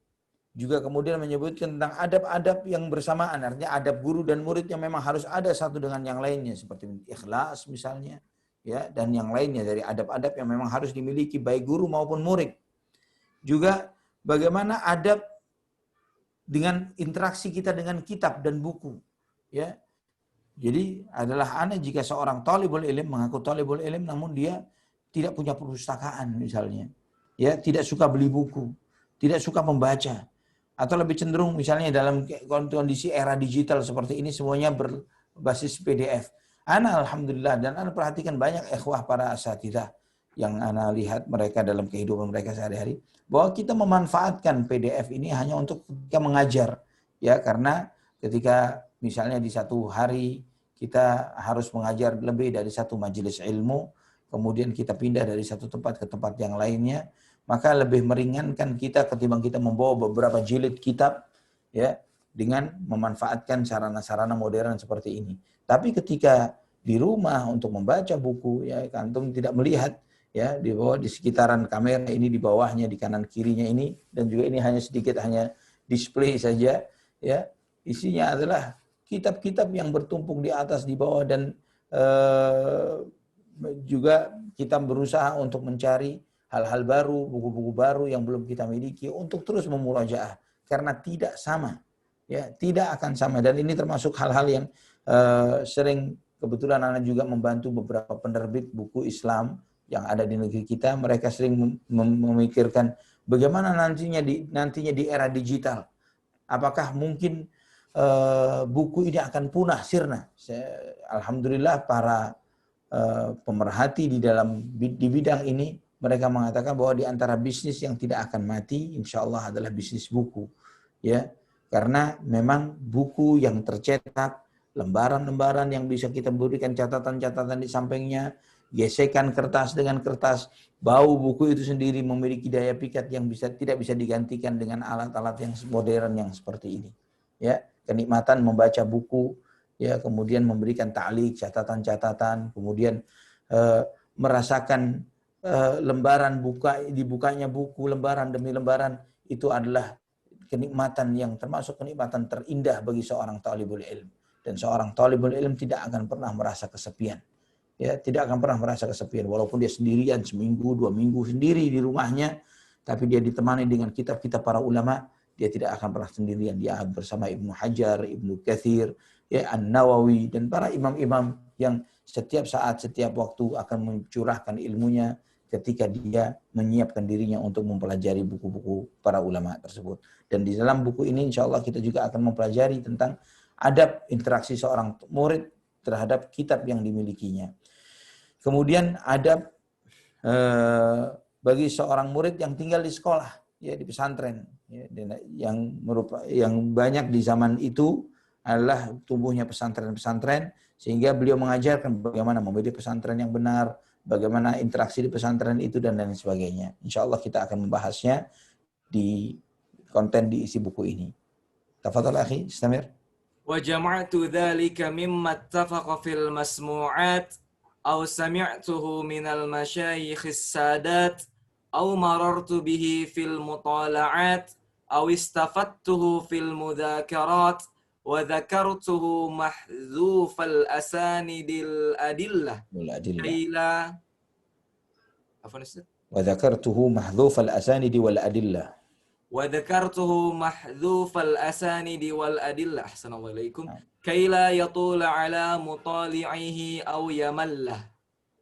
وقد جمعت فيه بحمد الله تعالى من تفاريق آداب هذه الأبواب ما لم أره مجموعا في كتاب، وقدمت على ذلك بابا مختصرا في فضل العلم والعلماء على وجه التبرك والاقتداء، وقد رتبته على 5 أبواب تحيط بمقصود الكتاب. الباب الأول في فضل العلم وأهله وشرف العالم ونبله. الباب الثاني في آداب العالم في نفسه ومع طلبته ودرسه. الباب الثالث في أدب المتعلم في نفسه ومع شيخه ورفقته ودرسه. الباب الرابع في مصاحبة الكتب وما يتعلق بها من الأدب. الباب الخامس في أدب سكن المدارس وما يتعلق به من النفائس، وقد سميته تذكرة السامع والمتكلم في أدب العالم والمتعلم. والله تعالى يوفقنا للعلم والعمل ويبلغنا من رضوانه نهاية الأمل. Barakallahu fiik. Kemudian penulis menyampaikan bahwa saya mengumpulkan dari, kalau beliau menyebutkan fil masmu'at, maksudnya adalah dalam nas, ya dalam nas Al-Quran atau sunnah. Saya kumpulkan dari riwayat-riwayat dari Al-Quran dan sunnah Nabi Sallallahu Alaihi Wasallam, atau yang saya dengar dari para masyayikh, ya, para masyayikh yang mulia, dan yang saya sempat kumpulkan dari hasil mutalaah, dan yang saya ambil manfaat dari mudzakirah, dari catatan-catatan beliau, kata beliau, ya. Dan kemudian beliau menyebutkan wa dzakartuhu mahdzufal asanidi wal adillah. Artinya beliau menyebutkan tanpa menyebutkan sanad, ya, supaya buku ini memang cenderung ringkas, ya, di dalam penyebutan sanad-sanadnya. Karena di dalam kitab-kitab hadis, ikhwatal iman rahimani wa rahimakumullah, ada kitab-kitab hadis yang menyebutkan sanad-sanad kitab hadisnya, sanad-sanadnya, dan ada yang dengan menghilangkan daftar sanad itu, ya, seperti misalnya kitab Riyadhus Shalihin, Al-Arba'in An-Nawawi, atau yang lain yang semisalnya. Adapun yang dengan sanad seperti Sahih Bukhari, Muslim, dan yang lainnya. Dan menghapuskan sanad ini tujuannya adalah untuk meringkas dan memudahkan bagi orang untuk memutalaah dan menggampangkan bagi masyarakat awam. Kemudian beliau menyampaikan bahwa saya kumpulkan dengan pujian, dengan memuji Allah Subhanahu wa taala dari beragam adab dari di dalam buku ini, ya, di dalam beberapa bab yang saya belum pernah melihat sebelumnya terkumpul dalam sebuah kitab. Ini menunjukkan bahwa beliau rahimahullah termasuk yang memulai menyusun adab talibul ilm di dalam sebuah buku, ya, yang sebelum beliau belum pernah beliau dapati yang seperti ini. Dan kemudian beliau menyampaikan bahwa saya mulai dengan meringkas menjelaskan tentang keutamaan ilmu dan ulama, ya, dengan harapan untuk mengharapkan keberkahan dari menyampaikan riwayat-riwayat ini dan juga bisa mencontoh kehidupan para ulama, ya, mencontoh kehidupan para ulama dengan melihat keutamaan dari ilmu dan para ulama tersebut. Setelah itu beliau menyampaikan bahwa dia meruntut buku ini dalam 5 bab yang menjadi tujuan dari buku ini. Yang pertama adalah keutamaan ilmu dan ahli ilmu. Ya, keutamaan orang yang berilmu dan kemuliaan dan keluhuran akhlak dan adab mereka. Kemudian bab yang kedua, beliau menjelaskan tentang adab seorang yang berilmu terhadap dirinya, adab seorang berilmu terhadap murid-muridnya, dan adab seorang berilmu di majelis ilmunya, di majelisnya. Ya, di sini kita akan melihat membaca bagaimana adab seorang guru untuk dirinya sendiri, apa saja yang harus dia miliki sebagai seorang guru, dan juga terhadap murid-muridnya. Dan ini juga sangat penting, ikhwani wa akhwati fillah, bagi para orang tua yang mereka ini juga posisinya adalah setiap kita adalah murabbi, setiap kita adalah guru. Ya, Anda mengetahui ya ungkapan yang mengatakan bahwa al-ummu madrasatul ula, bahwa ibu adalah madrasah pertama. Ya, yang menjadi guru bagi anak-anaknya ya di dalam menanamkan adab dan akhlak yang mulia terhadap anak-anaknya sebelum guru di sekolah. Kemudian yang ketiga, adab murid terhadap dirinya, adab murid terhadap gurunya, dan terhadap sahabat dan teman-temannya, dan juga ketika di majelis ilmu di kelas. Bagaimana adab murid ketika di kelas. Di bab yang keempat tentang bagaimana berinteraksi dengan buku, dan masya Allah penulis rahimahullah, beliau bukan cuma sekedar membahas tentang buku, tapi nantinya juga beliau membahas tentang bagaimana terhadap alat-alat tulis. Ya, insya Allah beliau bahas juga di dalam bab yang keempat ini. Dan bab yang kelima, bab yang terakhir, beliau menyebutkan tentang adab tinggal di sekolah, maksudnya di pesantren, asrama pesantren. Bagaimana adab interaksi seorang murid dengan teman-temannya di asrama yang sama. Dan beliau menyebutkan judul buku ini dengan judul Tazkiratus Sami' wal Mutakallim fi Adabil Alimi wal Muta'allim. Ya, peringatan bagi orang yang benar dan orang yang berbicara dari adab-adab orang berilmu dan orang yang belajar. Dan beliau menyampaikan di akhir mukaddimahnya, semoga Allah SWT memberikan taufik dan hidayahnya kepada kita untuk bisa memiliki ilmu dan amal dan menyampaikan kita kepada ridhonya Allah SWT yang merupakan akhir dari harapan dan tujuan. Allah Ta'ala ala wa alam bisawab. Qadarullah ikhwatal iman, pada pertemuan pertama ini kita masih menyelesaikan mukaddimah ya, yang insya Allah pada kesempatan berikutnya kita akan masuk ke dalam konten materi dari bab ini, dari buku ini, yaitu di bab pertama tentang keutamaan ilmu dan ulama dan keutamaan belajar dan mengajar.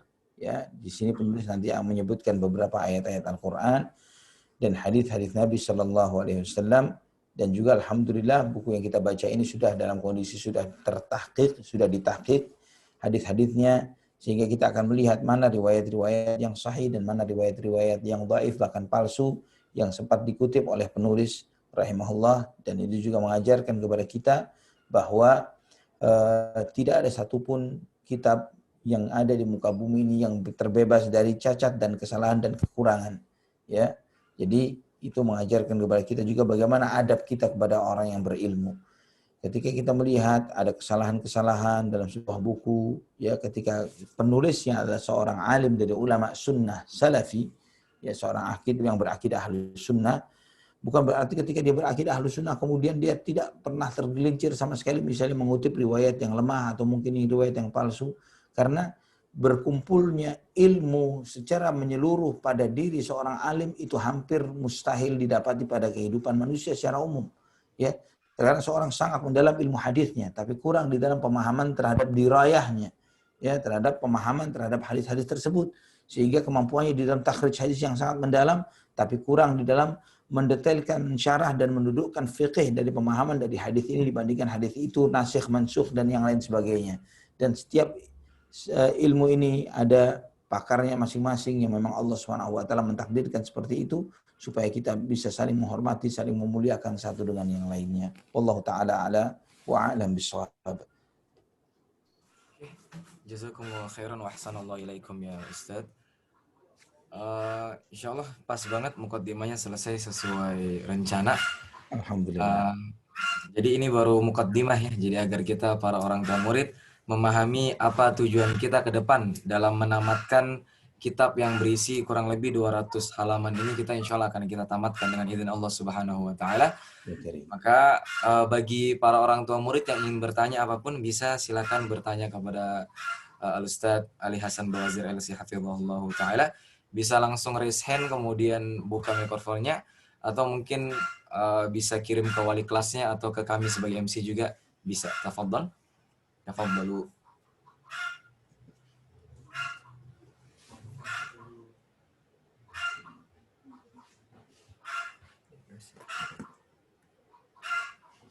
Resen. Bisa resen. Bisa.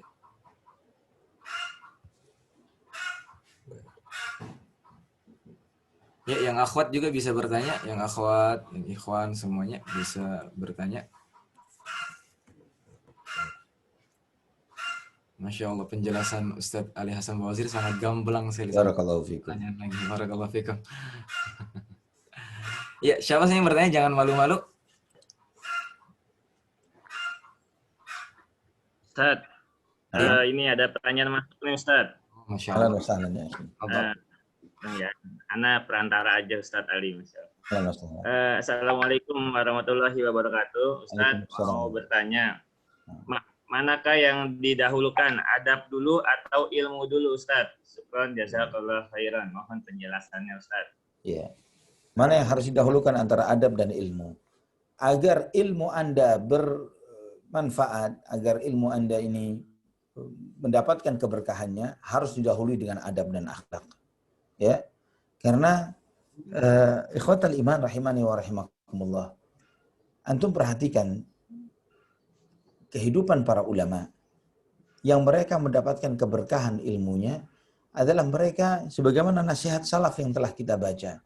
Bagaimana orang-orang tua mereka mengajarkan kepada anak-anaknya, duduk kepada orang alim, belajar dari adab dan akhlaknya mereka agar meniru.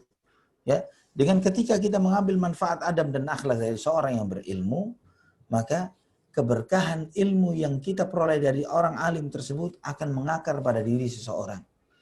Jadi, dan sebaliknya, seseorang yang tanpa adab, kemudian dia memiliki ilmu, dia belajar ilmu, maka bagusnya ilmu, hebatnya ilmu yang ada pada diri orang tersebut sama sekali tidak menambah cahaya, nur, karena ilmu ini adalah cahaya, tidak menambah cahaya pada orang yang memilikinya. Berapa banyak kondisi kita saat ini, wal'iyadzubillah, yang sangat disedihkan bagi kita, ya, karena beragam jenis dai bermunculan begitu banyaknya di media sosial kita, ya, karena memposting status agama sekali, 2 kali, 3 kali, 5 kali langsung jadi ustadz, ya, langsung diustadkan. Padahal subhanallah, di dalam sikapnya, di dalam pembicaraannya, pemikiran syubhatnya dan yang lain sebagainya, sehingga kita melihat banyak ragam ustadz abangan, ustadz hijauan, ustadz kuningan dan yang lain sebagainya, ya, dengan beragam warna ustadz, ya, yang ini dengan nyelenehnya dengan suka mencaci maki, ya, ngomongnya kasar, kotor, jelek dan jorok, wal'iyadzubillah, tapi ustadz, kiai, gus dan yang semisalnya dengan gelar-gelar yang mengerikan, ya, gelar-gelar keagamaan yang begitu gampangnya sekarang ini. Ada lagi ustadz yang memang dikenal bukan menyampaikan ilmu agama, tapi hanya melawak, bersenda gurau, membuat jamaah ketawa-ketawi, bersenda gurau, bahkan ustadz dengan gaya tariannya, putarannya dan yang lain sebagainya, tanpa adab dan akhlak, sehingga ustadz itu sekarang hanya la haula wala quwata illa billah, seperti seorang menonton audisi konser, nyanyian musik dan pelawak dan lain semisalnya. Tapi di situ ada untuk profesi ustadz. Ya, mereka menjadikan ustadz ini hanya keindahan kemampuan menyampaikan kosakata, keindahan menyampaikan merangkai tema materi dan lain sebagainya, tapi tidak dilihat dari sisi adab dan akhlaknya. Ini yang terjadi. Jadi bagaimana, apa yang terjadi ketika banyaknya jajaran para dai yang seperti itu, maka kita melihat banyak manusia sudah tidak lagi menghormati ilmu dan para ulama. Ya, tidak lagi menghormati ilmu dan para tulabul ilm. Tidak lagi memiliki kedudukannya, sama saja si fulan seperti itu, si fulan begini, si fulan begitu. Ya, karena apa? Ilmu yang tersampaikan tidak diiringi dengan adab dan akhlak yang menghiasi kehidupan seseorang. Allahul musta'an wala haula wala quwata illa billah. Oke, Ustaz, ada titipan pertanyaan berikutnya. Nah, Ustaz, Assalamualaikum warahmatullahi wabarakatuh. Allah. Ustaz mengatakan bahwa sebenarnya sabda Nabi ya, bahwa orang beriman yang paling sempurna imannya adalah yang paling bagus akhlaknya.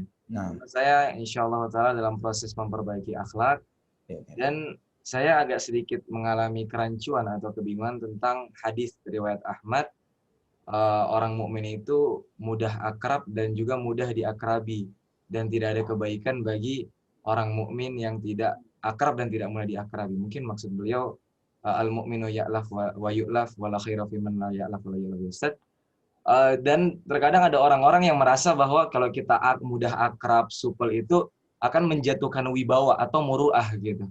Jadi bagaimana sih saya menggabungkan dua ajaran Islam ini gitu, di mana sisi lain kita harus menjaga muru'ah atau wibawa, tapi sisi lain juga kita tuh mudah akrab, mudah diakrabi bersama orang lain, sehingga kita nggak termasuk dari ancaman Nabi tadi bahwa tidak ada kebaikan bagi orang yang tidak mudah akrab dan tidak mudah diakrabi gitu, Ustaz.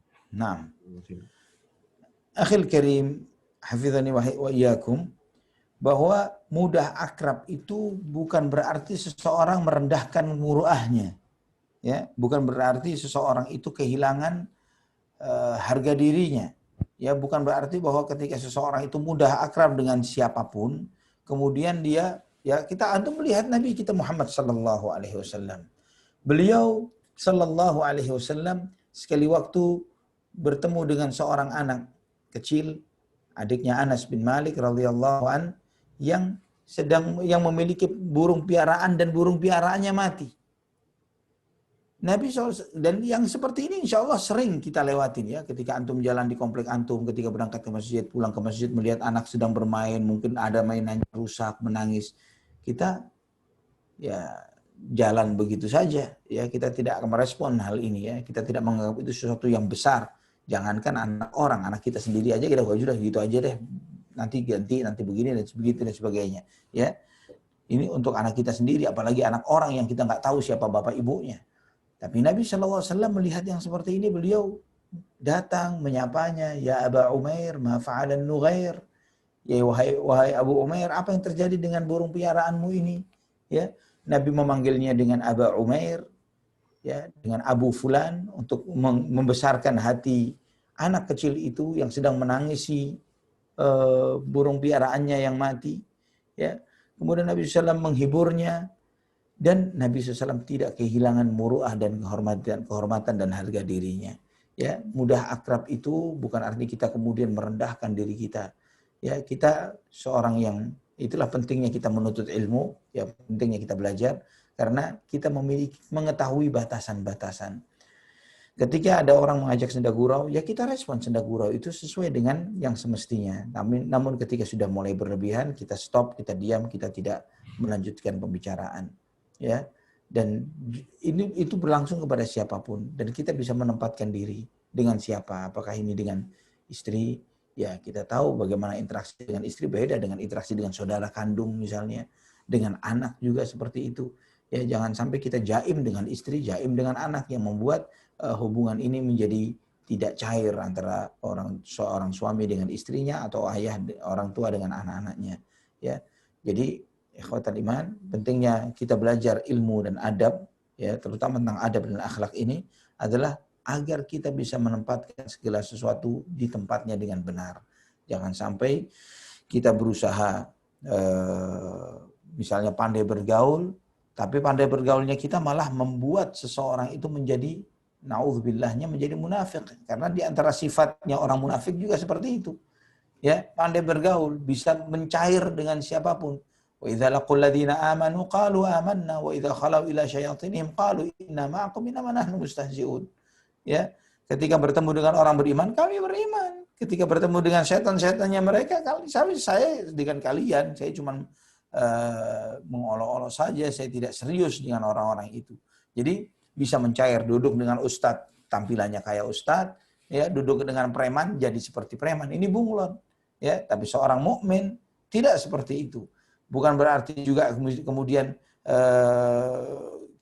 ketika seseorang itu memahami dengan ilmu adab dan akhlaknya ini, dia berinteraksi dengan orang-orang beriman, maka dia berharap untuk menjadi seperti mereka dan tahu bagaimana bersikap kepada orang-orang yang ada indikasi kemunafikan di sana, atau orang-orang kafir misalnya, atau orang-orang yang fasik. Kita tahu batasan-batasan kita dan kita tahu target tujuan kita terhadap mereka itu apa.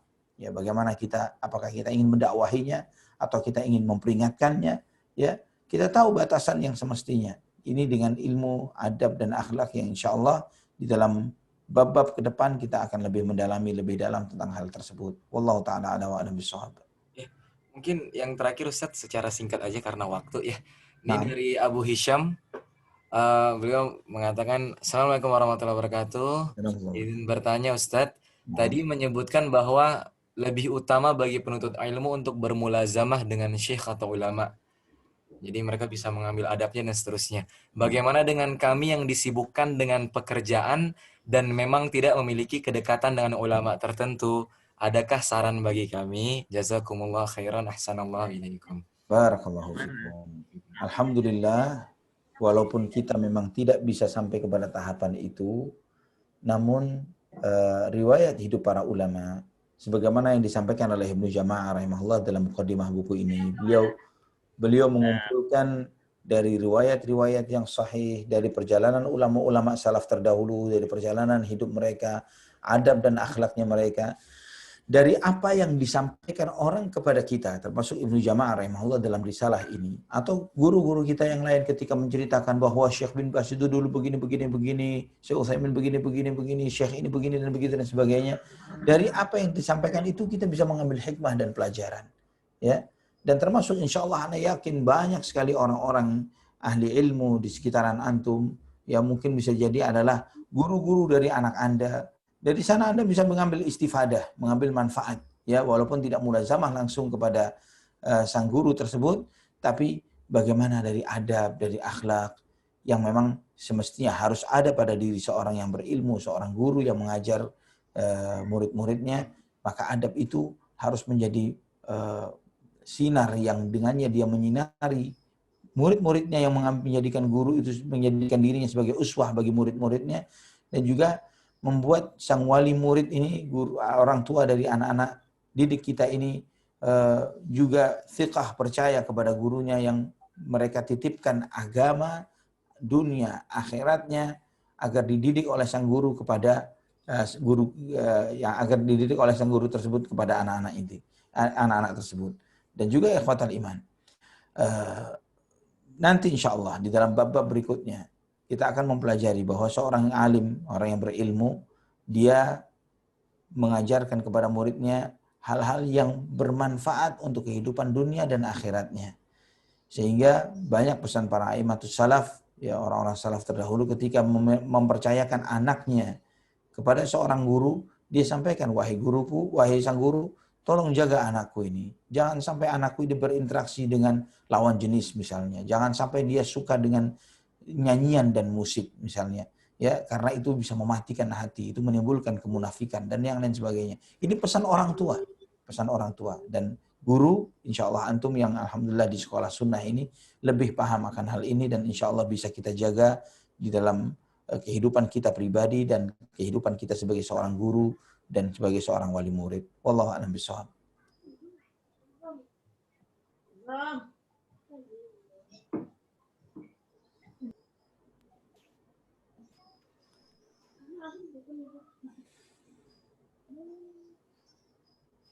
Tes. Afan. Tes. Ya. Subhanallah, ini banyak sekali pertanyaan baik di kolom komentar maupun yang langsung ya. Masya Allah. Iya, Ustaz, mungkin astagfirullah minkum Ustaz. Mungkin satu lagi terakhir nggak apa-apa kali Ustaz ya? Ahlan wa sahlan. Tafadhal ya akhi. Jazakallah khair. Ada satu lagi juga. Ada satu lagi, dua Ustaz, dua lagi. Aduh, dua lagi. Mudah-mudahan tidak mengganggu waktu Ustaz nih. Jazakallah khairan. Assalamualaikum. Nih Ustaz, yang terjadi sekarang, alhasil anak-anak itu lebih duluan belajar ilmu dibanding adab gitu. Jadi kalau tentang nilai apa itu semangat banget gitu kan, tapi adabnya kurang. Nah, bagaimana cara di zaman sekarang anak-anak mengutamakan belajar adab dengan bisa membaur dengan para ulama, dengan maksud mempelajari adab dari ulama tersebut. Masya Allah. Kondisi yang terjadi saat ini, ya kondisi pandemi ini memaksa kita untuk belajar dengan yang seperti ini. Ya, dan ini anak alami di dalam banyak kajian. Allahul musta'an wala haula wala quwata illa billah. Sehingga interaksi kita melalui media online seperti sekarang yang membuat berkurangnya interaksi antara guru dengan murid. Subhanallah, kebetulan kemarin adalah Jumat yang termasuk Jumat pertama dibuka setelah PSBB kedua. Ana kebetulan khatib di Masjid Al-Fattah Jatinegara sini. Dan di saat itulah Masya Allah seperti Ana sampai ngomong ke beberapa teman, kepada ikhwah yang selesai sholat Jumat. Ini rasanya seperti sholat Id. Ya, wajah-wajah yang lama, yang biasa kita ketemu di setiap pekan, kajian-kajian di majelis ilmu, di rumah-rumah Allah, di masjid-masjid ini, yang walaupun kita terpisah dalam kondisi pandemi ini, ya kita insya Allah ditemukan oleh Allah Subhanahu wa Ta'ala di dalam doa, memohon kepada Allah supaya mereka dijaga oleh Allah Subhanahu wa Ta'ala. Alhamdulillah dipertemukan kembali. Sampai tidak sedikit anak sampaikan mereka kepada anak-anak, kepada mereka, bahwa kita anak kangen kepada antum semuanya untuk hadir di majelis ilmu supaya kita bisa ketemu lagi di majelis ilmu. Tapi qadarullah, kondisi sekarang tidak membuat yang menghalangi kita untuk tidak bisa interaksi secara offline, secara langsung. Nah, terus bagaimana kita mendidik adab kepada anak-anak kita? Anda, wali murid, orang-orang tua, ya orang-orang tua lah yang sekarang ini menjadi peran sebagai para masyayikh. Ya, ajarkan kepada anak-anak kita bagaimana adab, interaksi dalam berbicara, saudara dengan saudara, suami dengan istri. Hal-hal baik yang Anda tunjukkan dalam sikap dan perilaku Anda itu adalah uswah hasanah terhadap anak-anak Anda. Wallahu a'lam bishawab. Yang terakhir Abu Sarah. Naam. Satu lagi nih. Assalamualaikum warahmatullahi wabarakatuh. Waalaikumsalam warahmatullahi wabarakatuh. Semoga Allah memberikan kebaikan kepada Ustadz dan tim An-Najm Islami School, Masya Allah. Ana ingin bertanya, bagaimana sikap kita kepada seseorang yang terlihat beradab, tetapi di dalamnya akidahnya menyimpang dari akidah para salaf? Mohon jawabannya, syukron. Al-Imam Ibn Qayyim rahimahullah di dalam Al-Ighathatul Lahafan min Masayidis Syaitan, beliau menyebutkan di antara tipu daya syaitan adalah dengan menghiasi pasukan dan tentara-tentara syaitan ini dengan adab dan akhlak yang baik.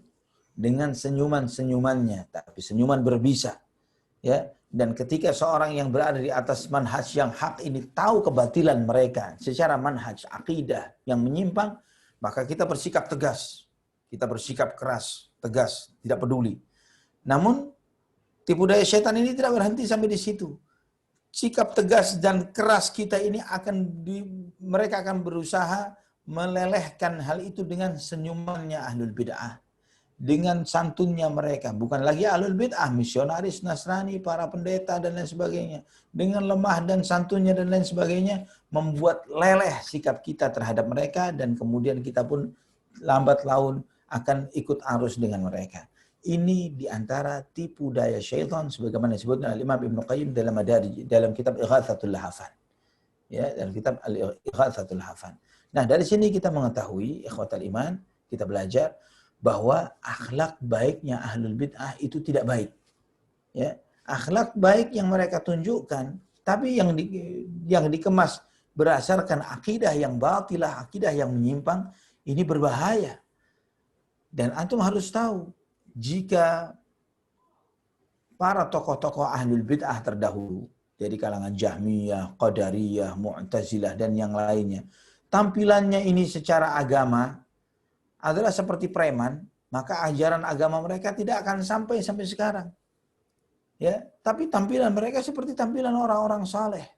Antum membaca misalnya di dalam hadis Nabi SAW tentang Khawarij, tahqiru salatuhum qira'atakum wa tahqiru salatuhum salatakum wa qira'atuhum qira'atakum. Bahwa salat mereka dibandingkan salat kalian tidak ada nilainya salat kalian. Baca Quran mereka dibandingkan baca Quran kalian tidak ada nilainya. Jadi tampilan orang-orang saleh, tampilan orang-orang bertakwa, tapi tampilan solehnya ahlul bid'ah adalah ular berbisa. Ya, jadi kita tidak boleh tertipu dengan yang seperti itu. Itu yang diajarkan oleh Al-Imam Ibn Qayyim rahimahullah di dalam salah satu nasihat beliau ketika menguraikan tentang bagaimana setan menebarkan jaring-jaringnya untuk menipu aulia Allah agar menjadi aulia syaitan. Wallahu taala ala wa alam bisawab. Oke, insyaallah taala pertanyaan berikutnya akan kita simpan pada pertemuan berikutnya. Insyaallah ya. Allah memberikan kita kemudahan agar bisa menjadikan ini sebagai kajian rutin sampai bisa menamatkan kitab ini. Insyaallah ya karim. Insyaallah taala. Dan mungkin bisa langsung Ustaz tutup dengan doa kafaratul majelis. Baik. Ikhwatal iman rahimani wa rahimakumullah. Alhamdulillah Allah Subhanahu wa taala perkenankan kita untuk bertemu di majelis ilmu ini membahas buku yang insyaallah Allah Subhanahu wa taala memberkahi kita semuanya di waktu, di kesempatan dari buku yang kita baca ini agar berbuah ilmu dan amal, berbuah ilmu dan adab yang dengannya seseorang bukan hanya sekedar bertambah wawasan pengetahuannya, tapi di saat yang bersamaan bertambah akhlak dan adabnya dalam kehidupannya kesehariannya.